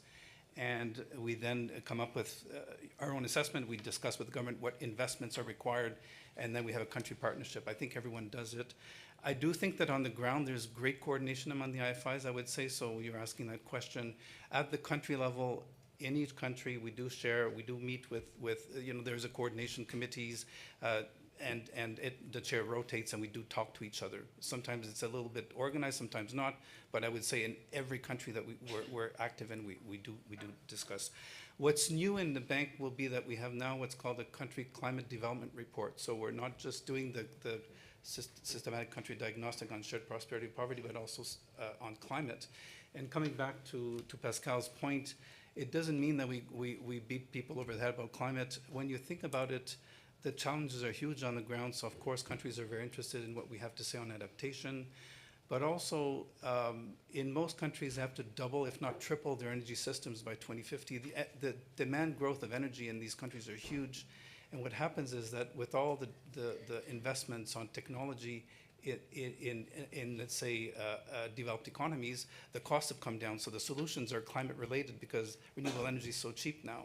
Energy efficiency is the cheapest fuel. So you don't always come with a climate hammer. You come with a development challenge, but the solutions the technology solutions are coming out of the climate decarbonization investments and innovation. So same thing goes for urbanization challenges. Same thing goes for, you know, in the transport sector, a third of the cars that are going to be used in 2050 don't exist yet. So what kind of cars should we be using?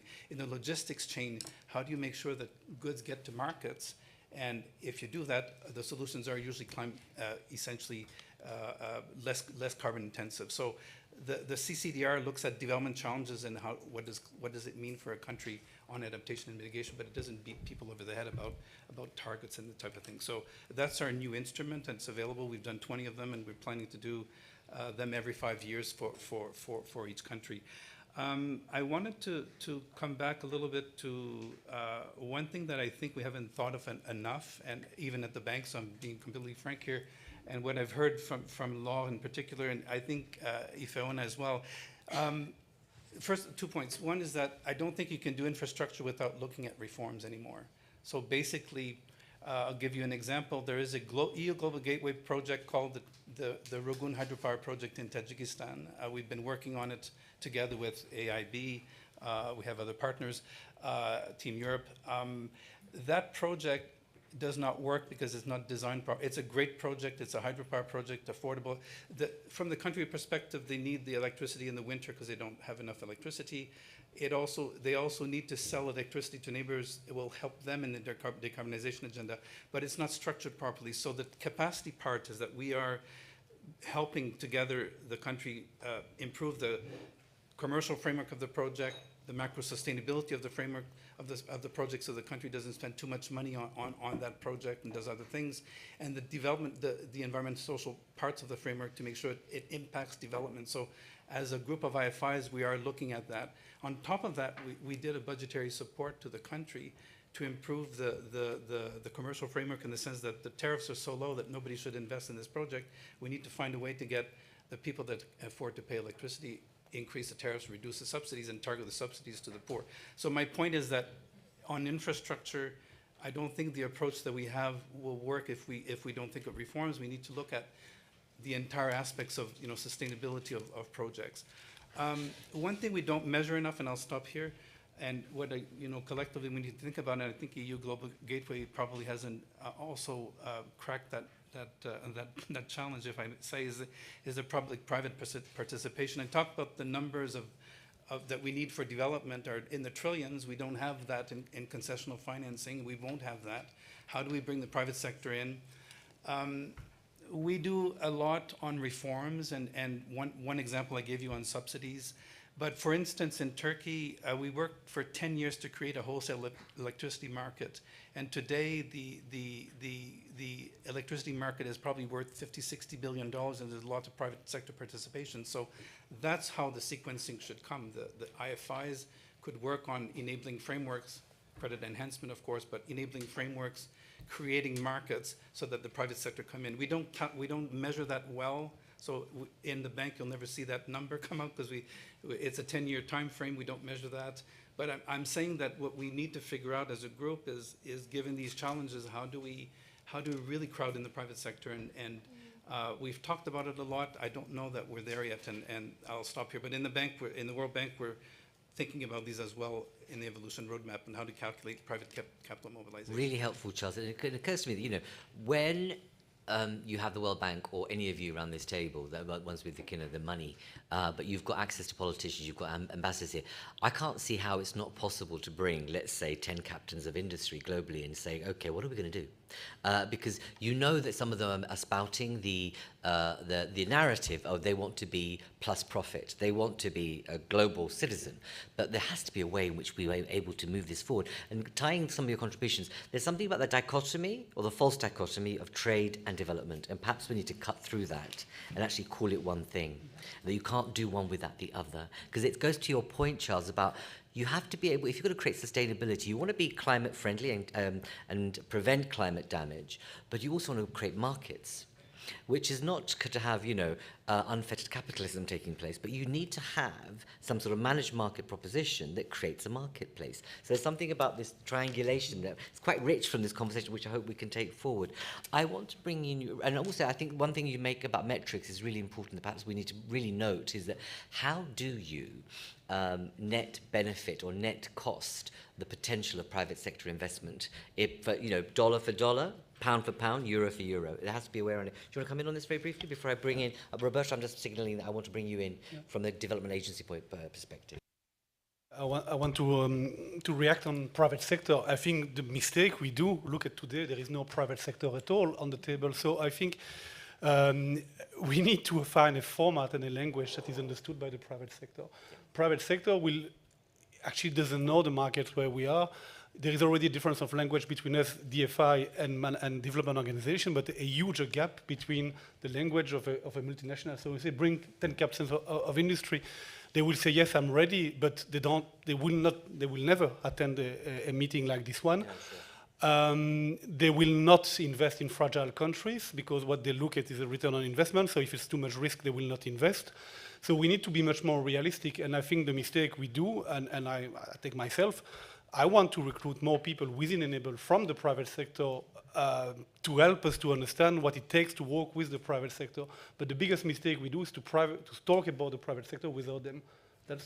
And I think that's what we should do. I agree. And the only thing, my only challenge there is they look, and we know many of the multinationals create data that looks at their trajectory over the 10 years. And what we need to be able to do is convince them that whilst a lagging economy or an unstable economy could be one at some point in 7 years, a thriving economy. But that requires risk capital, patient capital, and a different kind of approach and mindset. But equally, development agencies need to take a 10-year approach, I feel. And I'll say a little bit about why that's the case from my experience, but really good point. Roberto, if I can bring you in, and sorry, Isabel, of course, first.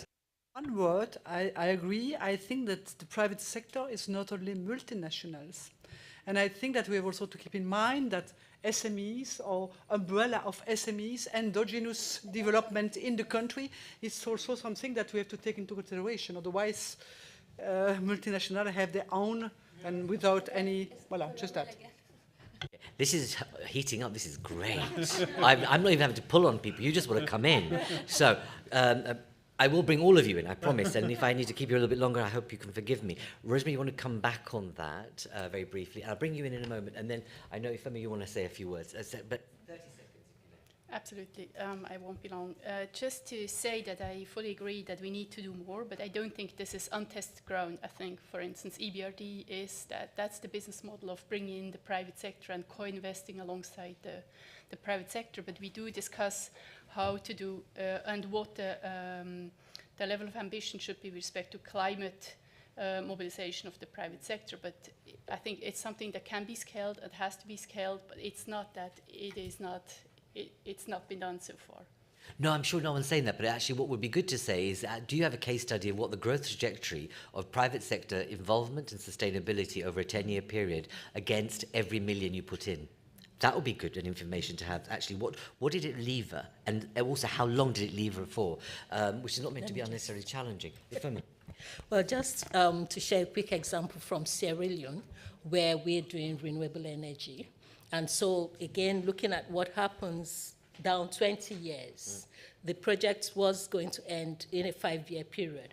But by creating that enabling environment, bringing the private sector to the table and the government to the table, and basically working through with them to build the trust and the enabling legislations and policy that made the private sector see their return on investment over the 20-year period, leveraged their own investment into that sector, and they are now they are operating and maintaining those facilities, those mini grids, 95 of them in rural Sierra Leone, and they are there for the long haul.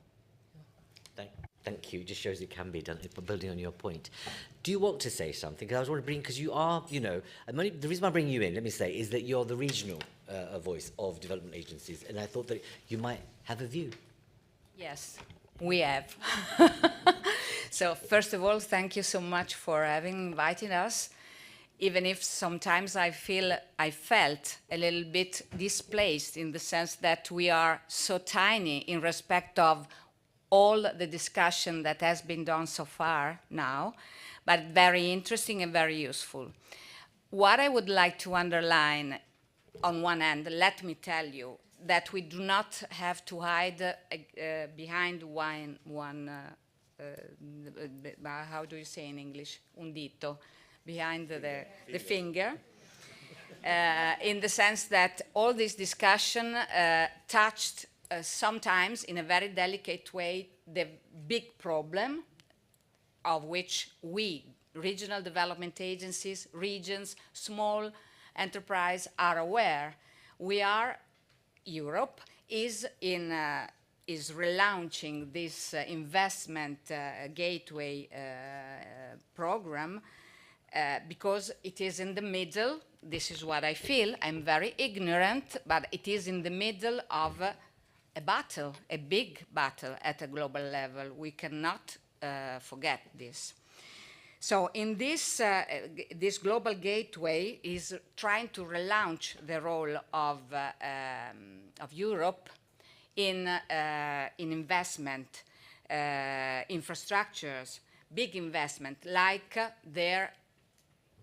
our competitors, let's call the things like they are doing in Africa, in Asia, and in many countries. I see that you're not smiling anymore, but I'm sorry. I'm sorry. I have to say this. Distracted by someone who wants to speak. Sorry. Okay. So positioning is against co-designing. So some of you talked about housekeeping. So let's look at what we are doing in our countries, in European countries, instead of teaching what other countries have to do. But let me say that the other countries, not talking about the South or the North, the East or the West, welcome some investments which are not so friendly, which are not so sustainable, which are not so kind. So let's call things like they are. So this is the first question. Second question, talking about regional development agencies, small and medium enterprises, try to involve them in cooperation projects, in investing in risky, let's say, countries. This is a very difficult work to do. Is not a priority for the majority of our regional development agencies, nor for the regions, because we do not have to forget that regional development agencies sometimes, often, almost always, represent regional government. So regional government, of course, are interested in competing at national and international level and trying to follow the forerunners like, I don't know, Silicon Valley, even if it's not anymore in fashion, Silicon Valley, Houston, aerospace, and so on and so forth. So the question is that what we can bring to all this system of international cooperation, I prefer to call it international cooperation, not only development, is let's say a slow process of convincing small and medium enterprises, but also the whole regional ecosystem, the territory, because for us the most important thing is the internationalization of our territories. This means vocational training institutions, education, small and medium enterprises, universities. So this leads me to underline another aspect that you have touched and Mr. Van Vetter has touched, that is the soft skills. What we can bring in this context are the soft skills. Without education and culture in Europe, inside Europe, starting from us, then we can try to teach to somebody else. There is nothing. So why don't we think about investing in the creation of universities, international universities, where I can make an exam here, and then the next day I can go in another African countries making the same exam, another exam, and I get a master or a degree, which is recognized in the different countries. So I'm sorry, and then there are many other things to say.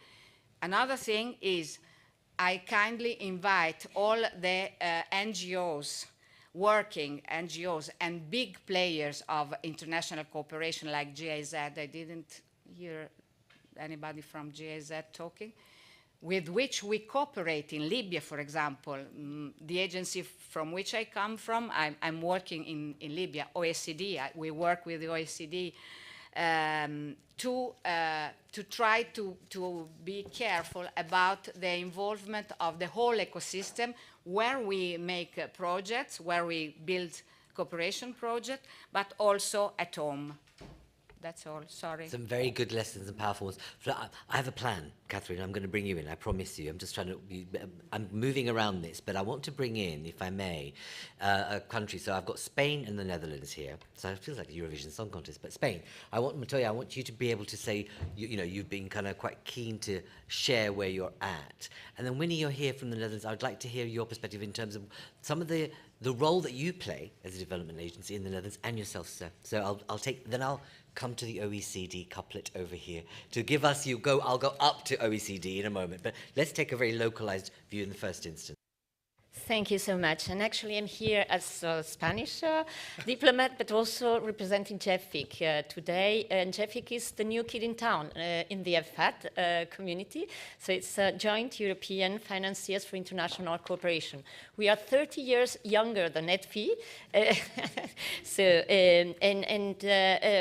We have been built. We were born formally last year at the EDDs. I'm sorry to hear that they are not taking place this year, but we were born out of the Team Europe spirit, and I want to somehow make a plea for the Team Europe. It's not about confronting others. Maybe the Team Europe initiatives could have another name, but Team Europe is about having the EU and member states together, and I think we can all agree on that. So in JEFIC, we are 5 banks, development banks, national development banks, and financial institutions, very diverse. And that is also some from the soft power of Europe, that we are very diverse, but beyond that, we can build things together, very, very relevant. So the 5 of us that I see that I'm representing here in Brussels, the Spanish Agency for Development Cooperation, we have a very important and growing development finance leg. AFD, that is very well known for you. BGK, that's the Polish development bank. GDP, the Italian one, and KfW, that is very well known for you. Very, very diverse, and on our manifesto, it is on the web. SDGs are our main lighthouse, I would say. So, but what I have just 3 points on what we do and how we do it differently, and how we can bring some differences to the discussion. So, first is about the local presence. We in JEFIC together, we have more than 200 offices in more than 85 countries. What does it mean to be locally present? What this means is that we have created through the years, because it's a long-lasting, and I think long-lasting is quite an issue here. It's about sustainability, but long-lasting solutions. We have been in the countries, in our partner countries for a long time, and we have created trustfully relations. And I think, and we, as development actors, we have on our DNA active listening, and in particular the Spanish cooperation. We always talk about cooperation and not about aid. This is quite relevant as a difference. So we follow demand-driven. It is very clear, and here 2 Ds, demand-driven, active listening, not only on the content, but also active listening about rhythms of discussion. We in Europe are completely, I would say, hectic, and our rhythms is not our partners' rhythms, and I feel much more comfortable. I have spent 9 years in Latin America. I feel much more comfortable with this kind of rhythm, but we have to adapt to their rhythm of discussion, to their rhythm of investments, and so on. So demand-driven, and the development sense as EU DNA. I would come back to Jean's position and words here on what is the EU DNA, and insisting on regional integration, and that comes to the cross-border infrastructure that the Brazilian ambassador was mentioning. It's really relevant here, but the social cohesion point is about our social, very, very, very relevant.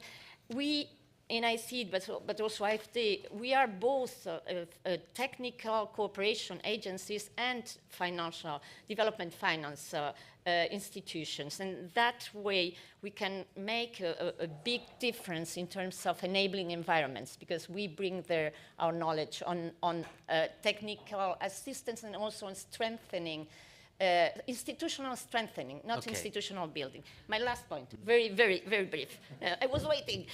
No, my last point is on 3 I's. It's about indicators and impact investment. And impact investment has not been mentioned here for 3 hours or 2 hours.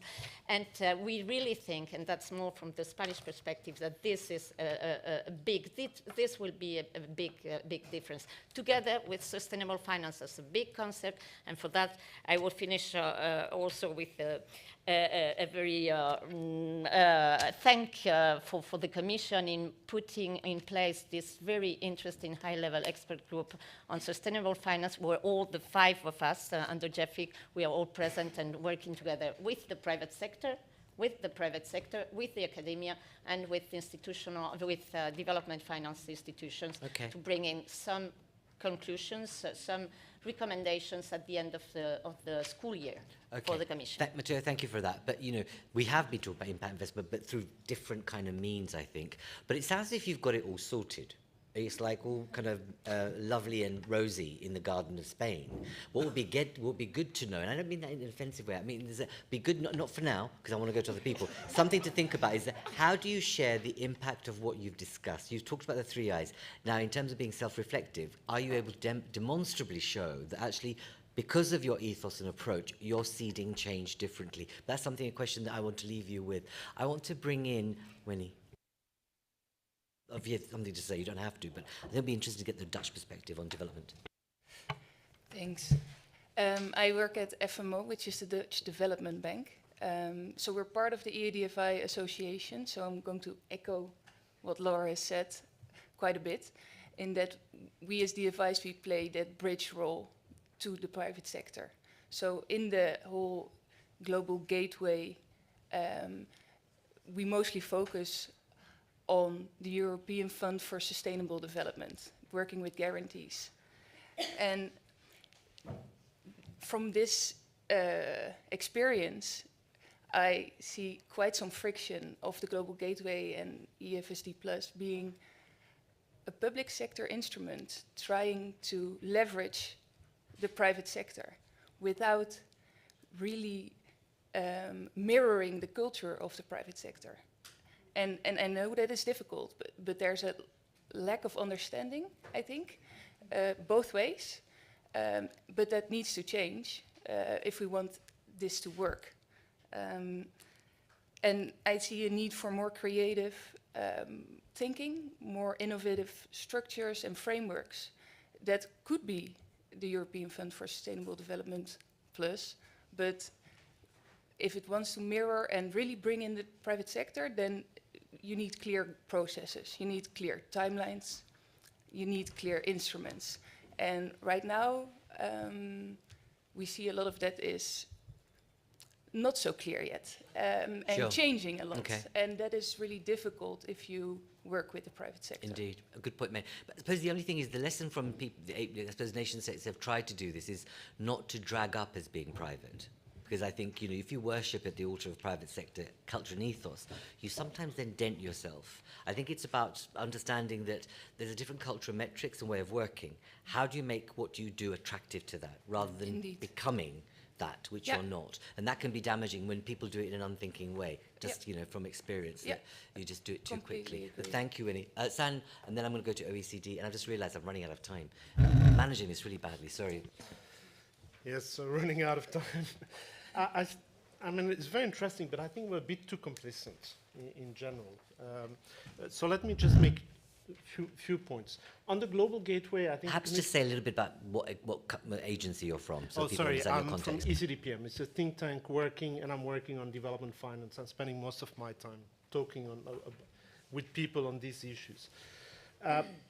On the Global Gateway, I think the European Commission is trying to do what they have with their instruments and their budgets. I strongly believe that the Global Gateway's success will depend more on what the EU member states are going to make out of it, together with the Commission, than rather what the Commission is going to do, because the Commission has already a framework and is trying to move on. So it's first a plea to say, not just complain about Global Gateway, what it doesn't do to the member states and the member states institutions, but try to think with it.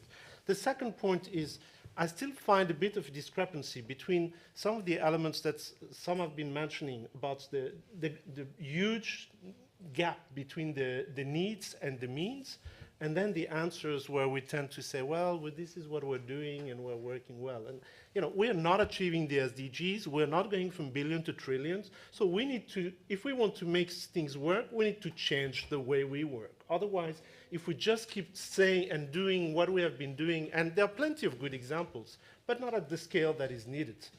So that's what we need to do. And sure, Sandy, if I can push you, then what's that thing we need? What's the worm in the system to change? So the first thing is we need to recognize we have budget constraints. We can ask the EU to do 20 times more, but they are budget constraints for advanced economies. So we need to use the budget we have in different ways. We started very well, I think, with the Commission working, for instance, Team Europe working together, it's a very good element. Using guarantees, it's a very good element. That happened at the Commission, at the EU level. That doesn't happen much at the member states level. We need to be able to work much more with guarantees. I don't understand why member states don't create another pool of guarantees. Here, you don't go to least developed countries and so on because it's too risky. We will not go to Ukraine without guarantees. So you need to dedicate more of the development finance to guarantees. You need to move away from a simply project approach and trying to sell to the private sector a nice project to a portfolio approach, because this is how you will be able to mobilize institutional investors and larger investors. Otherwise, we keep going to the piecemeal type of approach. I'm not saying I have the full elements, and you need to work on development. One more only, that's it, go on. You need to go beyond development. Mm-hmm. So when you want to engage with the private sector, there are many public tools also to engage the private sector. Investment promotions, export credit agencies, trying to harness the power of, I mentioned institutional investors, of insurers and so on. We need more guarantees. How do we bring in private insurers and reinsurers in the story? I don't hear that at all in these elements. If we want to go to scale, we need to do that. The third and the last point, we need to work with partners, international partners, so the EU cannot achieve alone.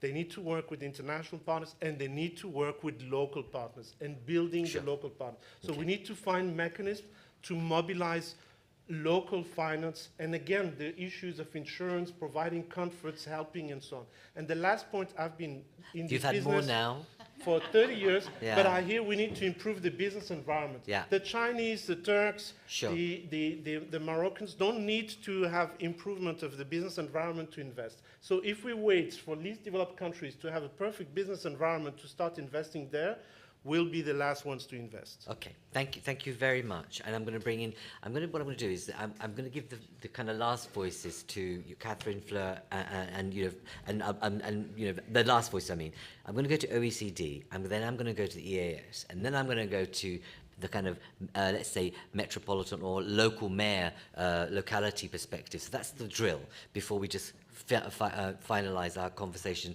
And I pray for your forgiveness to go for an extra 10 minutes. So OECD first. You have both Pilar and Anna here. Give us your take, respectively or collectively, on what you've heard. But what you have this unique perspective of this significant number of countries who are members of yours. What are they saying about this agenda? So I'm going to speak about the development and cooperation part first, and then, of course, my colleague is the expert on investment, so then she's going to speak about that later. So yes, we're speaking about trillions, and then we have to rethink that developing countries have to manage their immediate needs along with long-term commitments, and that's very, very much difficult right now with the poly crisis, and how to balance those offsets. The other thing that we have been seeing, and then I know that ODA is only 189 billion, but then there's a role for ODA in order to also bridge investment and sustainable development. So what we think it can actually create, even though not perfect and of course challenging, enabling environments to attract investment in sustainable infrastructure. And it has to go with a comment by Charles saying we cannot do it without reform. So their ODA has a role in implementing reforms, capacity building, policies, strategies, and to be able to mobilize investments through interventions that target development impact. And it can also help de-risk and crowd in private sector investments, including in infrastructure. And last week, and was approved that guarantees are now audible and also loans. So this is major in order to enable and have more trust in using these instruments as for blended or others in order to actually crowd in. And then to channel concessional funding into tailored to country contexts where the private sector cannot go, or where they perceive that those vulnerable countries are very high risk. And then the other thing that I want to mention that wasn't mentioned here before is that there is an objective that is linked to development. And of course, I know there's a geopolitical context as well, but that is that the Global Gateway is going to ensure that half of its mobilized resources are going to be deployed to Africa, which is the least developed countries. And then we have been seeing from members that because of certain governments, they're phasing out of least developed countries, and then the money is not going in for that. There are other two more things to say, very brief, and then emphasize the importance of managing risks and unintended consequences of private sector mobilization efforts. Sometimes you divert those resources away for those most in needs and try to concentrate efforts where you can actually have a quick return, and so you lose sight of more important priorities in developing countries. And it's the question that was raised here on adaptation, and not just thinking about green transitioning, but actually building on the soft power, linking it to just transition, which is as important, or exacerbating costs for debt and debt services, and lowering the levels of concessionality, and then in assistance provided, or using risk perception data from credit ratings, which could be like a disproportionate disadvantage for some of the partnering countries, and then create additional bottlenecks.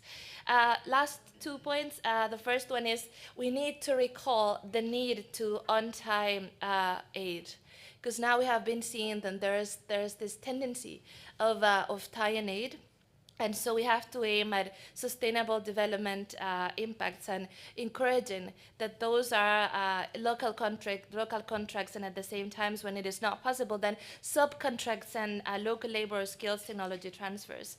And we are currently revising this ODA on tie-in recommendation, just for information. And then the last thing is that the EU can avoid these missteps and can continue to be a champion. A champion using country systems, because you have been doing it, and a locally led development using budget support, and then there's and you could have like a coordination role and concerted action where there's a lot of initiatives in developing countries from different actors related to investment. And the last thing is that we did midterm review of EU in development cooperation assistance last year in July.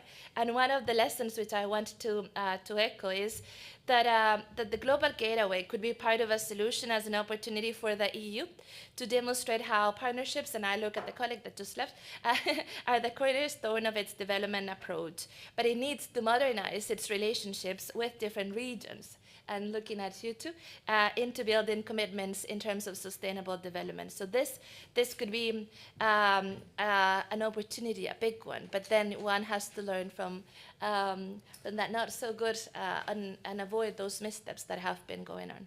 Great, thank you. Before Anna, you come in, I want to go direct to locality for a moment before I bring you back in, because we've Joseph here, and thank you. You're here specially. You've come over, and you're the Secretary General of MedCities. So really welcome your perspective on how you are done to and what you do in terms of this agenda. Thank you very much. It is an honor to be here and an honor to represent, in fact, the local authorities. For me, that are not been mentioned here. and I guess that that's why we are here. MedCities is an association of nowadays 73 municipalities from across the Mediterranean region, mainly from Northern Africa and Middle East, some Europeans also, but from the three continents. I think it's a good example on how to cooperate in a quite little space, but so different and so alike at the same time. And we try to be very practical. Regarding the SDGs, I like to say that we implement. We are not an association only to make statements. We try to be very practical and useful to our members, which are municipalities. And I strongly believe, let me put it this way, that all the things that we are discussing today, without local authorities, we won't succeed at all. 60% of the SDGs rely on the capacities of local authorities. It has been said that by 2050, approximately 70% of the population will be living in cities. So if we don't capacitate cities, and in fact, when we say cities, I mean local authorities, we won't achieve the goals. It's impossible. So what my main message is, it's important to put money, all those policies to put money on things being trains, being waste treatment plants, being solar panels. But it's at least has the same importance as this, to put money on people. And by people, I mean to increase capacities on the local authorities. Many of our mayors are not paid. They don't have human resources enough to achieve their responsibilities, or, of course, economical resources, funding resources. So for me, it's of utmost importance that much of this money is put to people, to capacitate local authorities. That's what we do, but in a humble way. We channelize money from the European institutions through Interreg projects, for example, and we transform these agendas into concrete projects. But projects are not investments. Before that are capacity building, are plans on energy, plans on water recovery, plans on sustainable mobility, plans on how to protect our coastal belt. Again, we need and I would like you to believe me that we need to. I've been a mayor myself, and I've been advisor to mayors, and I know the difficulties that they have because they are closer to the civil society. And more than investing in technology that we need to invest in changing behaviors. Because I almost don't hear, no one's saying that we need to consume less energy rather than to produce the same energy with other resources, solar rather than carbon. But we need to consume less. Most of you are from economy backgrounds. We only have one planet based on natural resources. So we need to change things. And only to change things is, by the way, we are closer to the citizens, civil society, which are the municipalities, and which are where the majority of the people lives. So this is one of the main messages. And the other one is we need private sector. But one of the things that I advise to my mayors is don't let private sector make the policy you don't need. Because many big companies, I've been advisor to the mayor of Bogota in Colombia. I'm not speaking only from a Catalan or European perspective, but I know that I have experiences in the south, and I've seen multinational saying, Mayor, you need this, and we will pay this, and we will recover the money. And maybe this is not the solution that the city needs. Maybe this solution is in contrary of the Sustainable Development Goals. So this is one of the main messages I would like to Brilliant, send thank you. to And I suppose this is my interpretation. What you're talking about is improve the capability in local governance. Yes. And that's what we're talking rather than just the people agenda. So Municipalities, we need, local absolutely. authorities. Local governance is really important, but it's also governance across the piece. Anna, then I'm going to come to Michelle. Difficult at this stage, but thanks for the invitation. I'm a different animal here in this room, but I'm very happy to listen all of you because my policymakers are investment policymakers, investment promotion agencies, investment treaty negotiators. These are the guys that I'm like dealing with. And I would say that the challenge that they have right now is how to boost investment in a moment that is full of climate and global challenges, geopolitical issues, and a lot of different measures that are implemented here. And one issue that at the OECD, and the OECD doesn't work only on this area with OECD countries, we work with a lot of non-OECD countries. We have worked in Africa, in Latin America, in Asia, and with ASEAN. That means that in a way we work with all of them. And something that I think that is interesting is that I think that the gateway, the issue of that is not just more investment, but it's the quality investment. And we have a project, a big project on FDA Qualities Initiative that is exactly showing how you do more than attractive investment, but creating the impact. And the impact implies mixing policies and institutions. And this is the issue that is not just investment policies with climate policies. And how you put these two communities to talk and then institutions to talk in a permanent way, this is a big challenge. And this is what we are trying to do, and then what we are doing with many countries, including with Chile, because we are working with Chile on FDA equality too. I'm from Chile, by the way.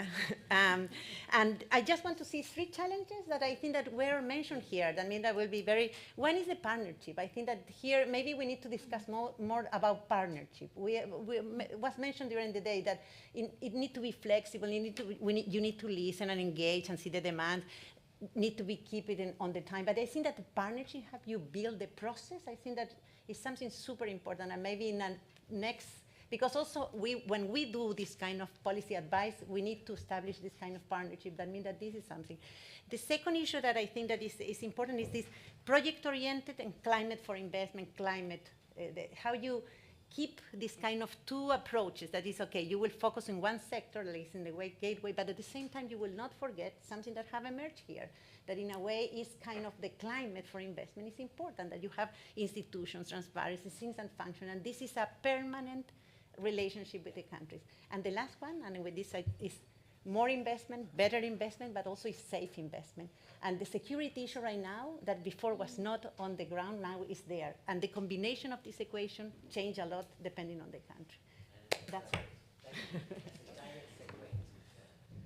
External action service. You do instruments and safety, etc. So Yeah. over to you. I'm one of the last speakers, so probably a bit on takeaway mode. You're not. One of the last, but very quickly, because some of you really deserve also a bit of a commentary. A few takeaways from my side. First of all, we have to be better to listen to your issues, and I think today was part of that. For instance, the ambassadors, you've raised a number of trade issues, the deforestry deregulation. You alluded a bit to fertilizers and food. I mean, these are issues that we are engaged and we are trying to deal with them.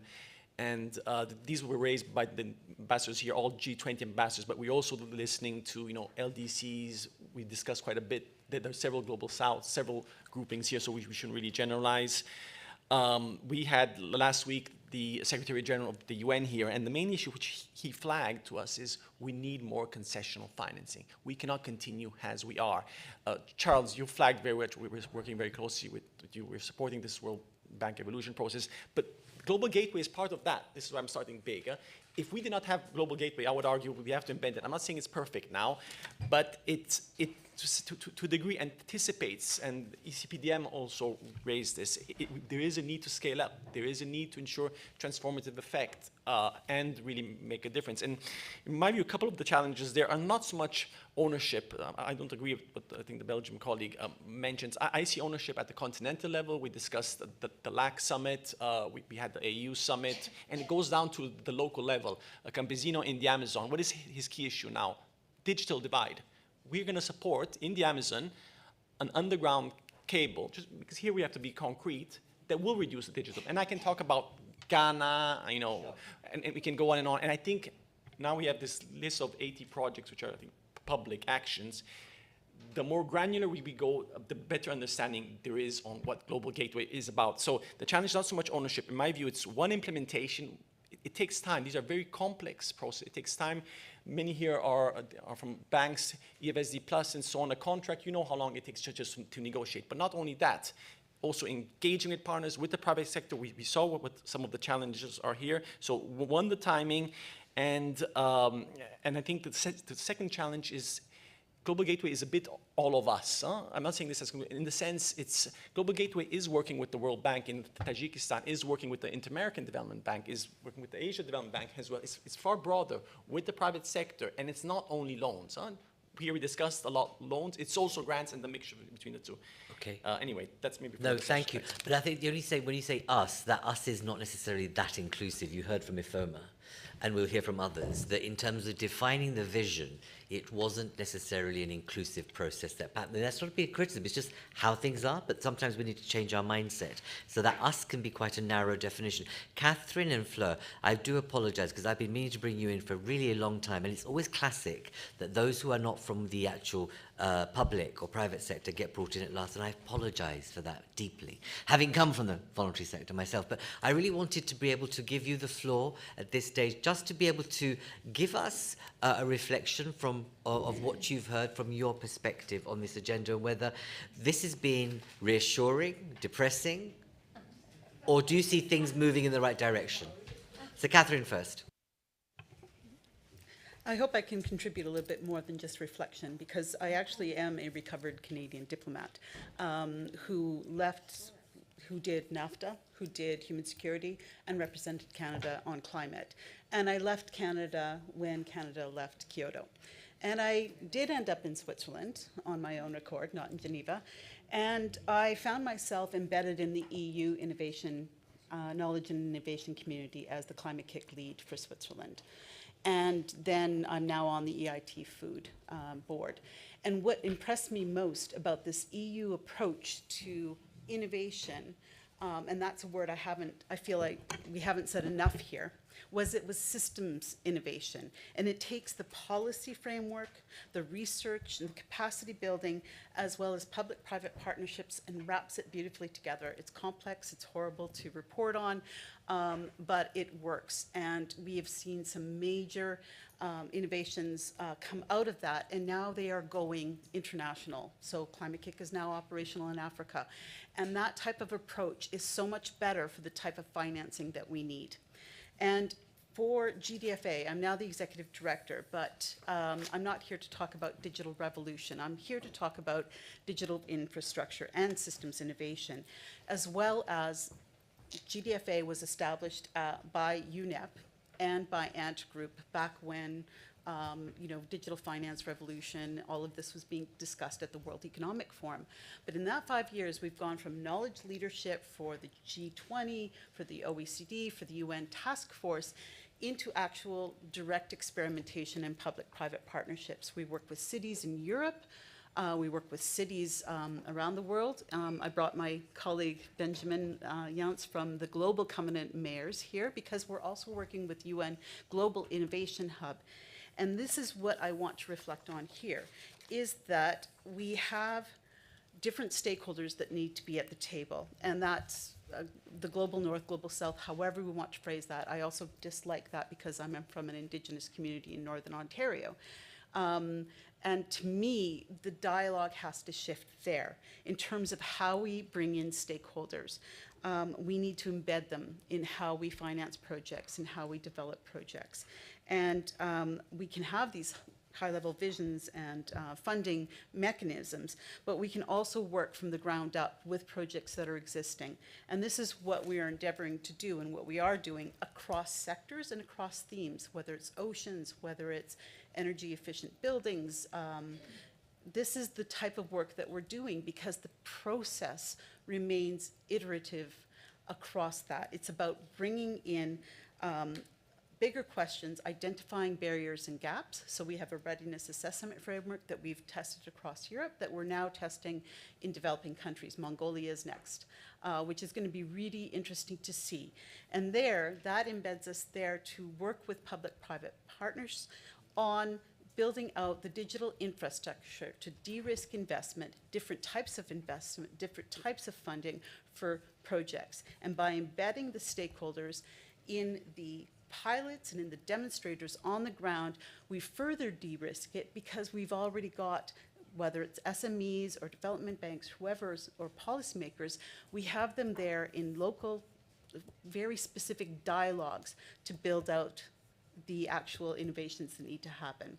We did one in Goyang City, for example, where we had to iterate. Initially, we thought we were going to talk about food, but we ended up doing cities-based carbon accounting.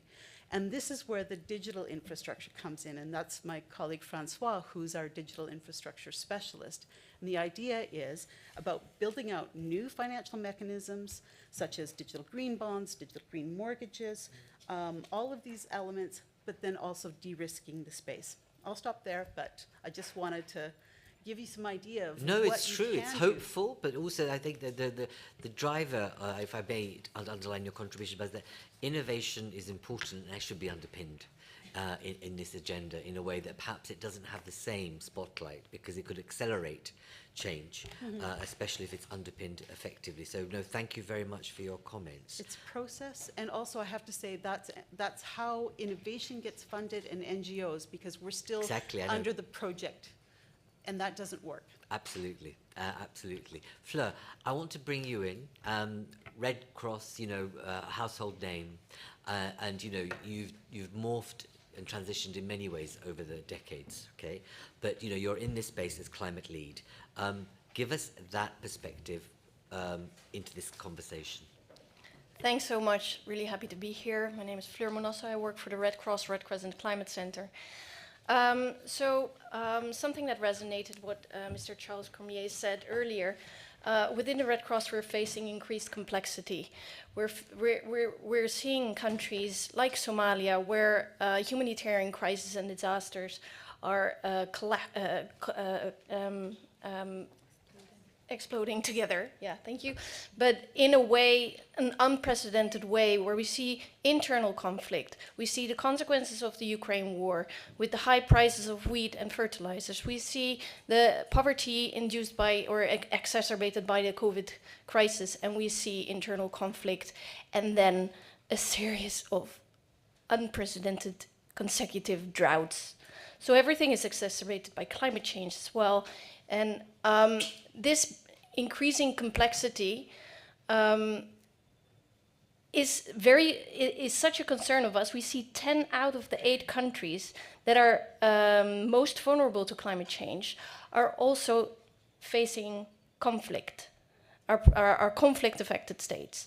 And the lack of finance mechanisms to actually bring investments in these countries is of huge concern to us. And I think there's an urgent need for investments in the most fragile and conflict-affected countries, but we also need to ensure we develop conflict-sensitive finance approaches. So ensuring that nexus, but investments can contribute to reducing the volatility generated by climate change by reducing the impacts of climate change on climate-sensitive drivers of conflict. So this basically brings me to the point where, investments and money where it matters most, that's of key concern to us. And that also underscores something that was earlier said as well, the lack of adaptation funding in countries. We are now seeing that only 10% of the funding generated from the 100 billion, we didn't even make it to 100 billion, but the money that was generated is 10% for local actors on adaptation. That is out of balance, and that exacerbates the discontent of groups of countries who expect that support because we agreed upon that support. So I think leveraging the private sector in this context is important. I see the importance, but also private sector is strong on reducing emissions, and their strategies are super important, but they're much, much less strong on resilient strategies. So also there, it will be out of balance, and we need to lift up that adaptation funding. So one thing that the Red Cross always underscores is also community engagement. And this aligns nicely with Catherine's point as well. You call it embedded. What we see is very often investments are implemented without the meaningful engagement of local communities who are impacted by that very investment. Their land is used for that investment, and that land is their line of key functions, you know, that they depend on. So it's essential to start thinking about meaningful engagement, and that can be done with civil society organizations, grassroots organizations, local authorities.